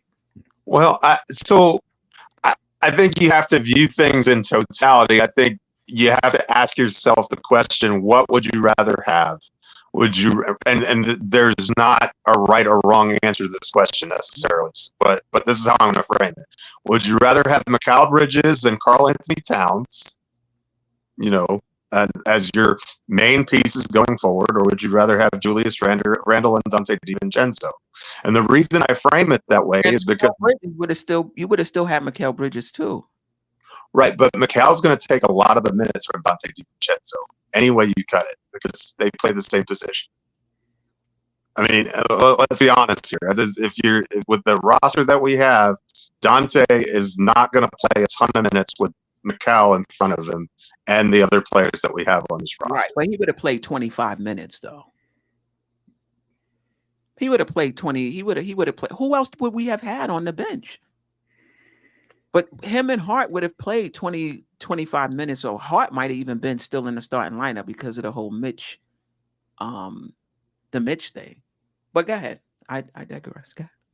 Well, but again, I think that I think that's part of the calculus too. Is do we want to have 25 minutes of Dante, or do we want to have some, when we can have maybe Deuce fill in the same role for a lot less and give him a chance to flourish and a chance to shine and a chance to, and maybe we think that we can get most of what we got from DiVincenzo in McBride at a third of the cost, and then you can have Bridges in his role, and you have a player in Cat who has more versatility than Randall. Whether you think he's a better player or not, he's certainly more well versed to play both the 4 and the 5, and we seem to like these players who have more versatility. And Dante was one of the players, along with Mitch, by the way, who didn't really have any positional versatility. And so I think from the standpoint of what this organization values, I don't think they're as high on the list. How much positional versatility does McBride have? He's an off guard. Right, but what I'm saying in the case of Deuce is I think he replicates a lot of what Dante does. In other words, if you're going to have a guy who's not positionally versatile, you're going to have one making a third of the salary of the other one. Yeah, Geoff, I hear everything you're saying. My point is, I'm not arguing. I'm talking about Leon Rose's legacy and his choice to tie his legacy to Cat. I'm not talking about the intricacies of, what we give up Dante and Deuce can fill in. I get that. I'm not arguing that. I'm just curious about his choice to tie himself to Cat. Probably because of the injury history. Or the talent in general. I think the injury history, the difficulty pivoting, this front office, it's possible that they've already outlined, ways that, they could pivot if they need to. It's possible. I just feel like if you're going to go all in with a finishing piece, had to be somebody better than Cat. A more sure than Cat. It's because it to me it's still a gamble. You could say it's a good gamble, but it's still it's still a gamble. I think a lot of it has to do with relationship, like I said, and a lot of it has to do with he might be the best person. He might not. He's obviously not the best player in the NBA, but he might have been the best player available. Yeah. And I think he might have been forced to, I think this is something Geoff was trying to get to. He might have been forced to take who was available because Randall refused to sign an extension. Right. So he might not have, even if he didn't want to tie himself to Cat per se, given, the situation of possibly losing Randall for nothing, possibly having to trade him at the deadline and impact chemistry and continuity, he may have been, forced to, make the move. Because my understanding is that they did offer an extension to Randall.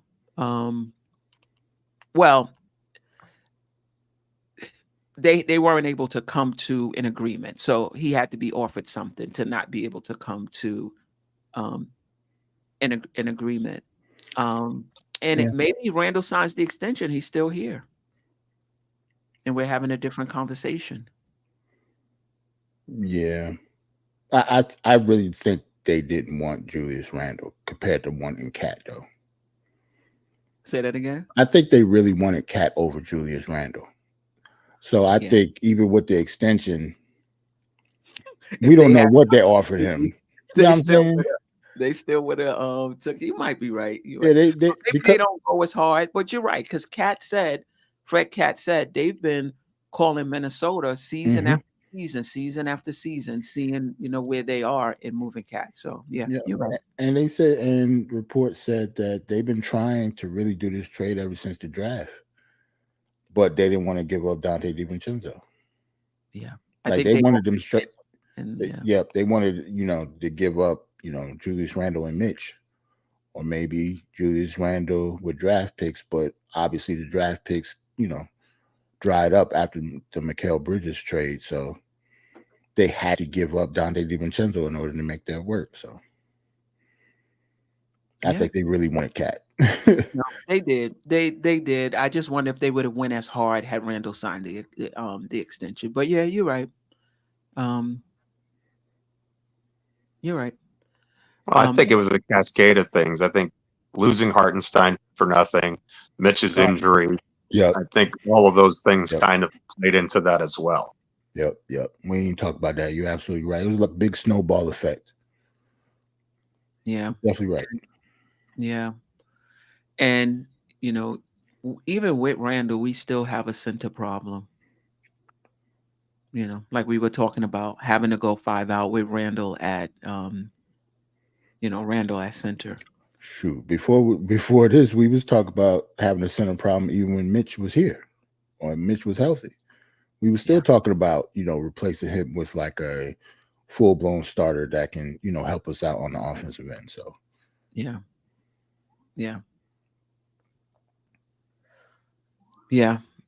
All right. Let's just, before we get out of here, let's do some preseason stuff real quick. The Knicks play their first preseason game Sunday. I want to say it's at 5:30. I want to say it's against Charlotte. Somebody correct me if I'm wrong. What are you most looking forward? We're gonna do what and who, but the first question, let's start with who. Who are you most looking forward to seeing in the preseason? Should we say besides Cat? I was about to say all of us gonna say Cat, right? Yeah, so let's say besides Cat. Who are you most looking forward to seeing in the preseason besides Cat? Well, that's easy. It's Mikal Bridges. You know what I'm saying? I'm ready to see Mikal Bridges. I want to see what type of how he's going to step up, because going from being a role player with the Suns, going to the finals as a role player, then being traded to Brooklyn for KD and to be their number one option for 2 years. I want to see what type of, because I already know he's going to fit, and I don't want to say like he's going to take a back seat, because I really think that he is going to be aggressive on offense. I think that's the plan. I think that, Jalen Brunson isn't going to average almost 30 points a game next year. I think he's going to do a lot more facilitating, and the ball is going to move around a lot more compared to it did last year. So I'm really intrigued about how Mikal Bridges is going to adjust, going from role player to number one option, back to role player, but a high end role player, like an all-star. I want to see how he develops into an all-star, because he has the talent, he has the potential to do so. I really like his game. And the way that he plays, he never misses a game. He's one of the best wing defenders in the league. Like New York fans, like he's tailor-made for New York fans. Like the New York fans are going to love Mikal Bridges in the Garden. And so Mikal Bridges is my, answer by far. All right. That's a great answer. I'm going to go with Tyler Colwick, though. Very good answer, too. Okay. I want to see if this kid can run a point guard at the NBA level. I want to see if the shooting is real. I want to see if the defense is adequate. I just want to. I really like this kid a lot, and in a lot of ways he reminds me of the archetype that Jalen Brunson was when he was coming out of Villanova. He just the guy who led his team, and it was a very successful Marquette team, very tough Marquette team, and he just came up big and big game after big game after big game, and so I'm curious to see if we have our future backup point guard already in house. I'm really curious to see how Tyler Colwick plays. Yeah, I don't think anybody that's in part of our chat is going to be surprised with this. But I want to see Okiki. Here we go with these Okiki minutes, man. I ain't gonna argue the Okiki bit. I already told you that stuff. I want to see Okiki, Kolek, TJ Warren, and Shamet. I want to see these Exhibit 9, Exhibit 10 training camp invite guys to see who's going to stick. I think our bench needs a little something, something, and I just want to see these guys. Kolick is already signed to, so maybe I'll take him out. I want to see him anyway, but he's already signed. But Okiki, TJ Warren, and Shamet, I really want to see them and see if they can help fortify our bench. I'm good with the starting lineup. Deuce, Precious, but can we get anything from Kolick, TJ Warren, and Shamet? Yeah. What are you most looking forward to seeing in the preseason? The chemistry, how all the pieces fit. I want to see the staggering lineups from Tibbs, what he gonna do with the roster, how players play off of each other, mainly Mikal Bridges. Mikal Bridges and OG. I'm waiting to see how they play off of each other as well. Yeah. I think even more so than Jalen Brunson and Cat, obviously with the pick and roll, like I mentioned earlier, but I want to see how OG and Mikal Bridges look like on the court at the same time on the same team. Like for me, I don't know, it's almost like it seems like they're perfect for each other. The way that they play, like I just want to see them play off of each other. So I want to see like chemistry stuff. Okay. All right, Geoff, anything you want to see? My curiosity is to see how Tibbs rolls this year, because last year he played a lot of the end of the bench guys, a lot of minutes in the preseason, and then it seemed like we kind of tripped and fell all over ourselves out of the gate. When in previous years he had really played the starters minutes like it was like an actual regular season game. I'm not recommending that by any chance, stretch imagination, but I'm curious to see what balance he strikes there, if he goes with the last year's formula, or if he changes it up a little bit, or just the general, like how we treat these games, whether they're treated like scrimmages or if they're treated like, opportunities to see these guys in winning situations. Yeah, I'm with you. I want to see the rotations in the different units. I want to see if Tibbs is going to come out with a set rotation like it's the first game of the season. And I think he is. I think he's going to try to get these guys as much time as they can to play together. So I'm looking to see that. I'm also looking to see the different lineups after the starters. The different lineup playing, playing together. I'm also looking at our offense. Is there going to be, pick and rolls between Brunson and Towns? What are we doing offensively? So I'm really looking to see how different our offense looks, and I'm looking. I don't know how hard OG and Mikal is gonna go. But just to see those wing stoppers, man, just to see them, out on the wing defending. Yeah. I definitely want to see that as well. Seems like people just be flying all over, like arms just gonna be flying all over the place. That's why I'm picturing. All you gonna see is a lot of legs, right? 7-foot wingspans, both of them. Both of them, yes. Yeah. Yep. Yeah. Who do you think is the fifth starter in preseason? And I think preseason may be may let us know who's going to start in the regular season. But who do you think is the fifth starter?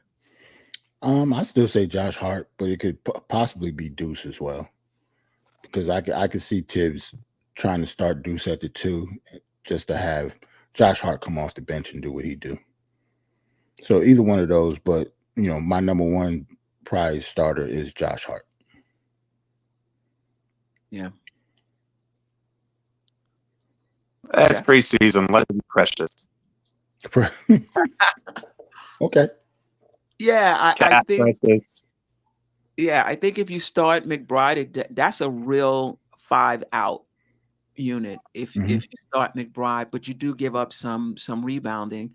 If you start Hart, you get the rebounding, but you do give up some of that true 5-out offense with Josh Hart. I think if OG can rebound more better than he has up to this point in his career, then you can play McBride and not have to worry about giving up rebounds. And even though he's small, if you look at the lineups, now this was last year, you looked up the lineups in which him and Brunson have played together, they've done pretty well, in terms of plus minus. Now, obviously, the other three players that they've played with had something to do with it. But they those lineups have played well. So we'll see. We will see. I do think the fifth starter will be Hart, but to me that fifth, yeah. OG's rebounding would open up more options for us. If he could rebound well, that could open up more options for us. But if he can't, then you have to have Hart in the lineup. And that, I know he's been working with a shooting coach. We've said this, I don't know how many times the past few weeks. We shall see. It may not be a true 5-out with Hart. They may be able to slough off of him, lay off of him. I still like him in the dunker spot, though, even if you can, you can't play 5-out, but if you have him in the dunker spot, I still think that you can have an elite offense run that way. Yeah. Because I think if he gets the ball down there, he can distribute it better than Mitchell Robinson, for example. Right. With Bridges and OG on the court at the same time, obviously, would Shamet be an option? Sure. Geoff is like, Sure. Maybe. Doubt it, though. Yeah. I'm just saying just because of shooting. Like, he obviously isn't defender. I think Dante DiVincenzo is obviously a better defender than Shamet, but shooting-wise, they both can shoot. Shamet can shoot. That's why he's in the league. Yeah, he can shoot. I think I know McBride is a better defender Definitely. than he is. They're both good shooters. And I don't know about, and Shamet is taller. He has a little more, more height. I will say this. This is what I'm hoping for McBride. He was really good for half a season. We need that to continue.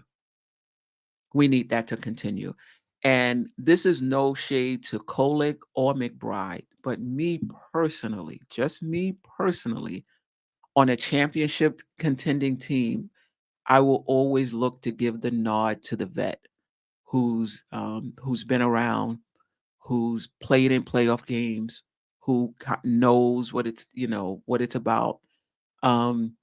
I think when you're a young player, it's just hit or miss. Good games, not so good games, good series, not so good series. That's just the nature of it. It's no knock. That's just the nature of growing as a player. So when you hear me talk about campaign and talk about Shamet, it's not because I don't believe in Kolek and I don't believe in McBride. I'm just trying to get this chip. And I'm just saying, I'm like, campaigned and played in, playoffs and Western Conference, finals games. Shaman is a journeyman, but every team he's played on other than Washington has been championship contenders or playoff teams. And he was a role player. 20, I think 20 something minutes a game during the regular season, 19 minutes, in the playoff, a role player. I'm not over, stating him. But I just like that those guys have been there, right? That's all when I talk about those guys. No disrespect to McBride, who's on the come up. Love what he's doing, how he's turned his shooting around, and no disrespect to Kolek, who I love. But if you ask me, I want to see campaign over Kolek only because he has the experience, and we trying to get this chip. Yep.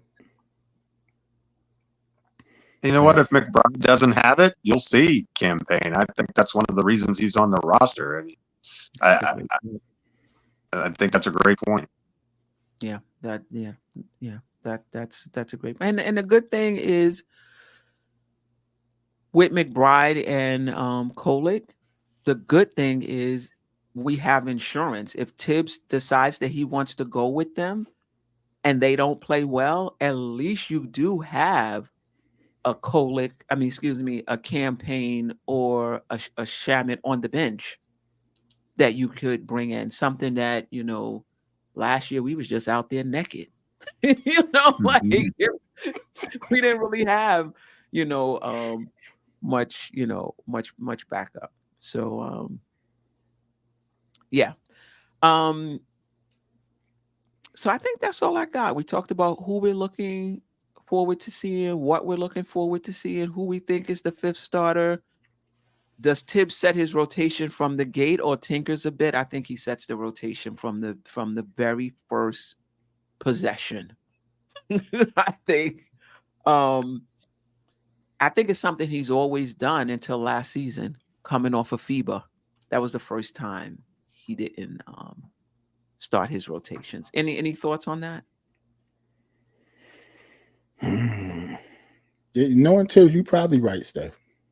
To be honest, I can see him setting a rotation, and that would be the same rotation until somebody get hurt. Like Tibbs usually when he sets his mind up, it'll take a while for him to change it. Or unless somebody is definitely not playing well, it'll still, he'll give them like what you always say, like 10 to 15 games when he'll make a change. But right. I think you're right. Like once this rotation is set, that's the rotation. Yeah. It's the preseason, so I guess a lot of players will get some minutes that wouldn't. But the first preseason game, the first and the second one, they might be, played like regular season games, and then maybe get some of the other guys in for the other, how many preseason games is it? 4? I want to say 5.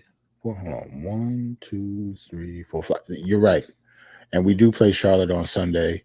Then we play the Wizards, Minnesota, Charlotte again, and the Wizards again. So we play 5 games, but we only play 3 teams. Okay. All right. I want to say this to the chat. It's important to be respectful, to each other in the chat. And the second thing I want to say is the panel members, we up here doing this for free. We doing this because we love what we do. Keep the haters or whatever negative comments you have to say about those of us who are on the panel to yourself. You can disagree. If you disagree with something I say, put it in the chat. I have no problem with that. If you disagree with something Jerrell says, Geoff says, listen, this is not the Pom Pom podcast, right? So you could definitely disagree. But all of the calling panel members haters and unnecessary, and this is not just today. This has been going on for weeks. You're going to be banned from the show. Just period, point blank.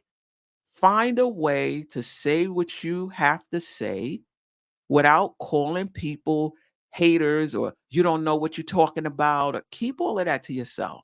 I disagree. Queen, I disagree. I think this. Jerrell, I disagree. I think this. What the hell are you talking about? You such a hate. Oh, when so-and-so, like all of this trolling shit, keep it to yourself. You're going to be banned from the show.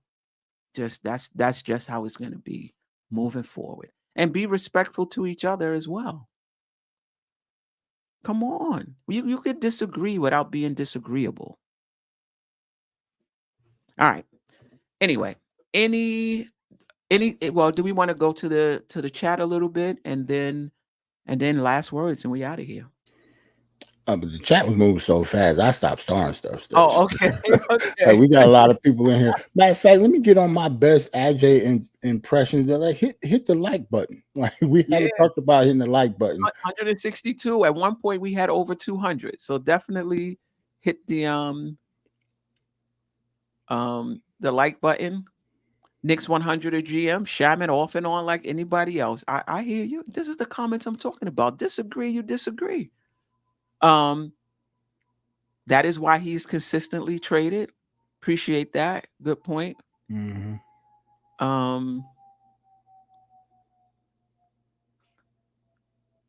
Let's see.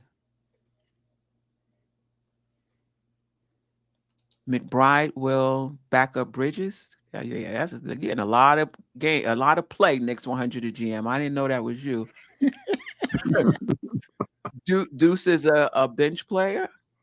Okay, everybody who's not in the starting five is a is a bench player. All right, let's see. Oh, one thing I think we did miss a super chat from Paris a while ago. We was talking. Put it up. This was, I forgot exactly what the comment that he's commenting on, but said not at all. Bridges, Cat, OG are all tradable. Probably me saying that Leon Rose is going all in, and we're not having the flexibility to move players. Yeah, I mean, I can see that they are all tradable. Maybe Cat's maybe a little less tradable because of that contract, but depending on how many games OG will miss, and we do know he's probably going to miss games. Hopefully not. Knock on wood. That might not be a very favorable contract to trade either. He's making a lot of money, so yeah. But obviously they are all tradable. But two of them might be a little bit tough. Might be tough just because of how much they get paid. That too, and then also if you're over the second apron, there's a lot of restrictions on aggregating salaries. Right. Absolutely. Salute to Paris though for the super chat. Yeah. Somebody always rocking with us. Always rocking with us. Somebody said Brooklyn Knicks fan Mikal is coming off the bench. Watch. Yeah. Who else we got? Well, with his comments on the chat, I could tell that he's not a Mikal Bridges fan. Like he doesn't really like Mikal Bridges. Oh, okay. Because I'm like, how can he come off the bench? Who we already trying to figure out who the fifth. Mikal Bridges is a starter. He's always been a starter since he's been in the league. So I don't think he's coming off. He's a starter. He plays every game. Dude is an Iron Man. Knock on wood. But I mean, Kolek on the main squad got paid $6 million. Yep. Hey. When you get the bag, you know you got a spot. That's true. The main squad, though, you think he's starting? I don't think. No, I don't think he's starting. Yeah. Double D, I appreciate you. Yeah. All right. I forgot to ask before we get out of here, just your thoughts on TJ Warren in training camp being invited to train. When you first saw that, were you like, what the hell are they doing? Or were you like, I mean, personally, I'm almost like, for what? Like you say, like, remember I was talking about maybe we should bring Dwight Howard in here. And you're like, we ain't seen Dwight Howard in how long? Like, when the last time you see TJ Warren do anything? Like, if he like the bubble TJ Warren, then yeah, but I don't really have any expectations for TJ Warren. Like, he'll have to, show us during training camp, show us in the preseason, and make the team. But I don't expect him, to come out and looking like, old or young TJ Warren. Mm-hmm. Like, I just been like camp body. Same thing with Mook Morris. I didn't expect him to come in here and, be the starting power forward or center or anything. I just, have another vet on the team. And that's it if he makes the team. Yeah. He did play for Minnesota last year. What did he do? If he played? He didn't have that much. But he did play for Minnesota last year. I think he averaged 4 points, a few rebounds. I'm not even sure how many minutes he played, but he was on their team last year. I'm looking. He played 11 games, 11 minutes a game, 43, 44 from the floor. Yeah, you just a vet coming off the bench. I get it. So it'll be kind of like the same thing if he make the team. I don't expect him to make, have a lot of minutes. Yeah. Paris Douglas says, I say give Tibbs a chance with a TJ Warren. Look at Paris Douglas just turning all around. Okay. When it came to Randall, when it came to Thibodeau, I hear you, Paris Douglas. Hotline Bling is a good song. All right. He didn't play in the playoffs. Okay. Oh, you talk about TJ Warren. He didn't play with Minnesota in the playoffs. And Jerrell Z just want to make sure we didn't forget he's injury prone too. Yeah, he's the ambulance squad along with Mitch and some of these other guys for sure. Hold on. No. That is not. I'm looking at TJ Warren. He actually did play in the playoffs last year. He did? Yeah, he played not that much. It was very sparingly, but yeah, he played 11 total minutes. So that's his number, 11 minutes per game, 11 games, 11 minutes in the playoffs. Hey, like during the Western Conference Finals, he averaged 6 minutes. He played in one game and then 2 games versus the Suns. So How old is he? I don't know. I gotta look that up. Hold on. All right. Nostalgic Nick, TJ with 10 points per game off the bench. In your mouth, the guard. Word. Okay, I'll take that. He just turned 31 in September. Okay. So he's not that old. Okay. He's more broken than old.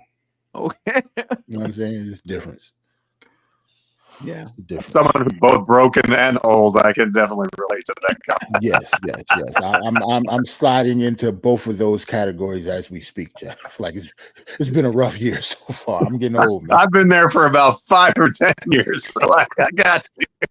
I mean, I turned 45 and my knees was like, all right, now we pretty much done. Like for the rest of your days, you can chill out for the rest of your days, bro. Any last words? I won't be here next week, so Ajay will be hosting the show unless Jerrell or Geoff wants to host it. Doesn't matter. Either way. Assuming he's still not in morning clothes for the trade. We ever going to see Ajay again? I don't know. If Ajay come in all black next show, Steph, I'm gonna go crazy. That's gonna be a funny show. For real. Yes, I'll be out next week. On vacation. Enjoy your time off. Yeah. Looking forward to it. Anybody from Jamaica, DM me if there's any spots you think I should hit up. Or put it in the chat. I'm hitting Kingston, Ocho Rios, and the Grill. So put it in the chat. Oh wait, you going island hopping? I didn't know all that, Queen. Yeah. That's what's up. Yeah, that's what's up. That's fire. So any places, and in the comments too after the show is over, the replay gang, any spots I should hit, particularly street food spots. That's how I like to travel. I'm not staying in a resort. My preference is Airbnbs and just getting out in the streets, eating the food, being with the people, the culture. That's how I like to travel. So I'm looking forward to that. I'm gonna try. Hopefully, this NBA League Pass works in Jamaica. So that I can. Yeah, I don't know about that stuff. I don't know about that stuff. Just have a good time, man. Don't even worry about the NBA. I know it's gonna be hard, but it's just the preseason. That's when you get back to your room at night. Maybe I could catch the replay. No, I ain't gonna be sitting down watching it live. No. Like it's way too much jerk chicken out there for me to be worried about no damn New York Knicks. For real. Way too much jerk chicken. What? But I do want to, catch it on the replay when I'm back in the room if I can. Cool. Somebody said try the jerk beef. Now I've heard of the jerk pork and the jerk chicken. You never had jerk. You never had jerk goat either. I've never had jerk what? Goat. I had goat, but I've never had jerk goat. Delicious.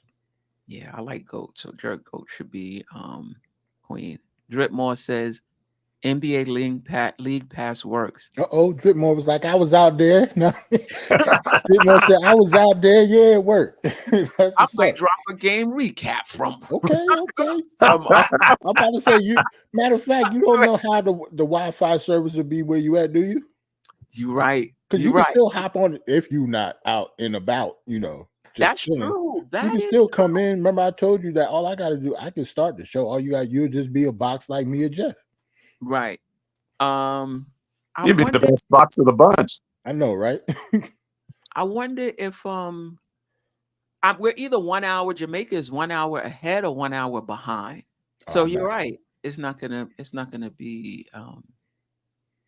I'm not sure, but it's only 1 hour. It's only a 1 hour difference. So yeah, but if not, go have fun and don't worry about the Knicks for a week. They'll be here. I'm excited. I'm going with my brother from another mother who was having some health issues. He was like, I don't know. And I was like, listen, if we don't go, if you can't make it, you can't. I'm gonna go by myself. No, I wasn't thinking that. I'm thinking I can stay home and watch the Knicks preseason and we can just go on the trip to another time. But it's a go. It's a go. Yeah. Check your Roman charges for real. Yeah. So don't come back with no $3,000 bill because you're watching the Knicks. For the Knicks. No. It's preseason, not even. You really wanted to see Karl Anthony Towns in that 32 jersey. Like, that's nuts. Like, I don't want to watch the Knicks that bad. I love them, though. Okay. He said the Wi-Fi is fire. Okay. I got League Pass. From what I understand, League Pass does work in Jamaica. Is not one of the banned countries. So I should be good. That's now it's just, and if the Wi-Fi is good, then that's what's up. Remember, I told you only got to have enough Wi-Fi to get on. Like, one of us can start the show. Yeah, for sure. All right, Jerrell. Y'all make sure you give Jerrell a look and a like on Die Hard Giants on Tuesday. That man working hard. I'm not even a Giants fan, but you make sure you give him some love over there. Thank you. Especially, I know we got plenty of Giants fans in the chat, so y'all be sure you're checking that out too. Yeah, man. Die Hard Giants every Tuesday, 9:00. We got a game. Matter of fact, I'm actually mad that the Giants and the Knicks play at the same time. The Giants play at 4, I believe, Seattle, and the Knicks play Charlotte at 5. So I'm gonna be watching both. No, I would just tape the Knicks. It's a preseason game and watch them after. Well, I'm a have, but like I got 2 screens on my computer, so I can actually watch both and try to pay attention to both. But of course, I'm going to be paying more attention to the Giants game, especially since they start first. But I'm gonna definitely be watching both. I can't just not watch the Knicks while they on, even if it's on my little iPad or something. Right, and the Liberty Placement Day as well at 3. So all 3. Hey, yo, they killing me. Like, what? You need another computer. I think the Liberty play at 3. Matter of fact, and I got to see what time the Yankees play, because I don't know if because they both salute to the Mets. I think the Mets won tonight. Yes. So they Alonso hit a homer in the 9th. Yes, I heard. So run shot. They go to the second round of the playoffs. The Yankees automatically with the second round.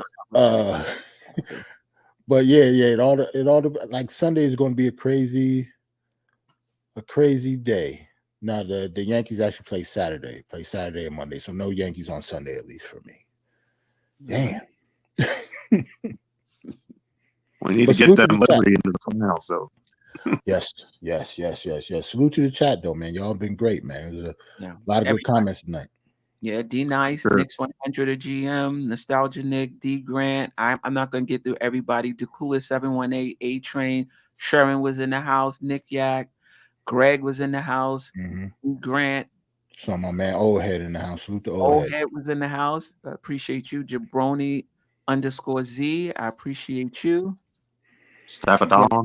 Yeah, Stafford Don dropped in. I appreciate Kareem. You. Rick James. Kareem was in the house. I saw Kareem early. Appreciate you, Kareem. Jack City. A Train, definitely. Lady in the chef. Our resident Sixers fan came in. Yeah, no doubt. Eddie F. Appreciate you. Frankie. Yep. Appreciate you. Brooklyn Knicks fan. I Keith, appreciate you. Keith Turner was definitely in the house. I remember Keith being in there. I don't know if you said his Turner name. was in the house. Yes, he was. And I want to get Donald Domicelli. Domicelli. I appreciate you Yeah, as salute well. to him. Salute to Double him. D, D-Ron Wayne, Ray. Melanin. I remember Who's putting that? it.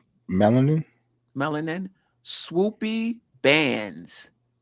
I think he's a Minnesota Timberwolves fan. Yeah. Timberwolves fan. But thank you for for rocking. Trav is in the house. I don't know if you said his name. DX Relish had Gerald to stop by. Let us know that Philly's still gonna spank us. All right, DX. Yeah, he was in there talking that stuff. I mean, salute to him though. That's what he's supposed to do. Yeah. You know And what I'm saying? Geraldine, appreciate Geraldine Yeah. stopping by. Ivory 10. It's been a minute, Ivory 10. Ever since we traded IQ, we don't even see you anymore. He dropped off. He a big IQ fan. He dropped off on IQ left. Yeah. And Khalid Pasha, Top Notch T. Some new names. Darlene, Brian, appreciate you always rocking. Tim Chris was in the house. Tim, Julian Blom, been a minute. Who did you say, Julian. Jeff? Chris. Oh, Chris. Yep. Was she? I didn't see Chris. Appreciate you. Yep. Okay. She dropped by. Yeah, I mean the chat was rolling, man. Yeah. I missed a few people then. Yeah. And Sherwin, I hope I Lady in the Chef, we said, Keith Turner, we said, Coach. Coach, is definitely Coach. in the house. 2 Knicks chicks and Lady in the Chef. And Sherwin is not happy about this trade, right? You don't even have to watch the replay game. You just go through Sherwin's comments and you're going to get, at least the negatives on Cat. Well, at least a lot of times Sherwin be like the only one. He definitely was not the only one tonight in the chat that did not like the trade, though. Yeah. Hotline Bling is a good song. Salute to him or her. Like I remember that name just because it was a dope, username. Johnny Davis was here and Kev Guapo. I hope I got that right. Anyway, we appreciate all of you. If I missed a name, forgive me. Y'all know my condition. All right. Until next time, fam. Appreciate you, Jerrell and Geoff. You too, Steph. Everybody have a good night. Good night, guys. Sister, you one of a kind. Yes. Oh, sister, it's time you That's her. shine. Dope soul, Where you at? dope soul.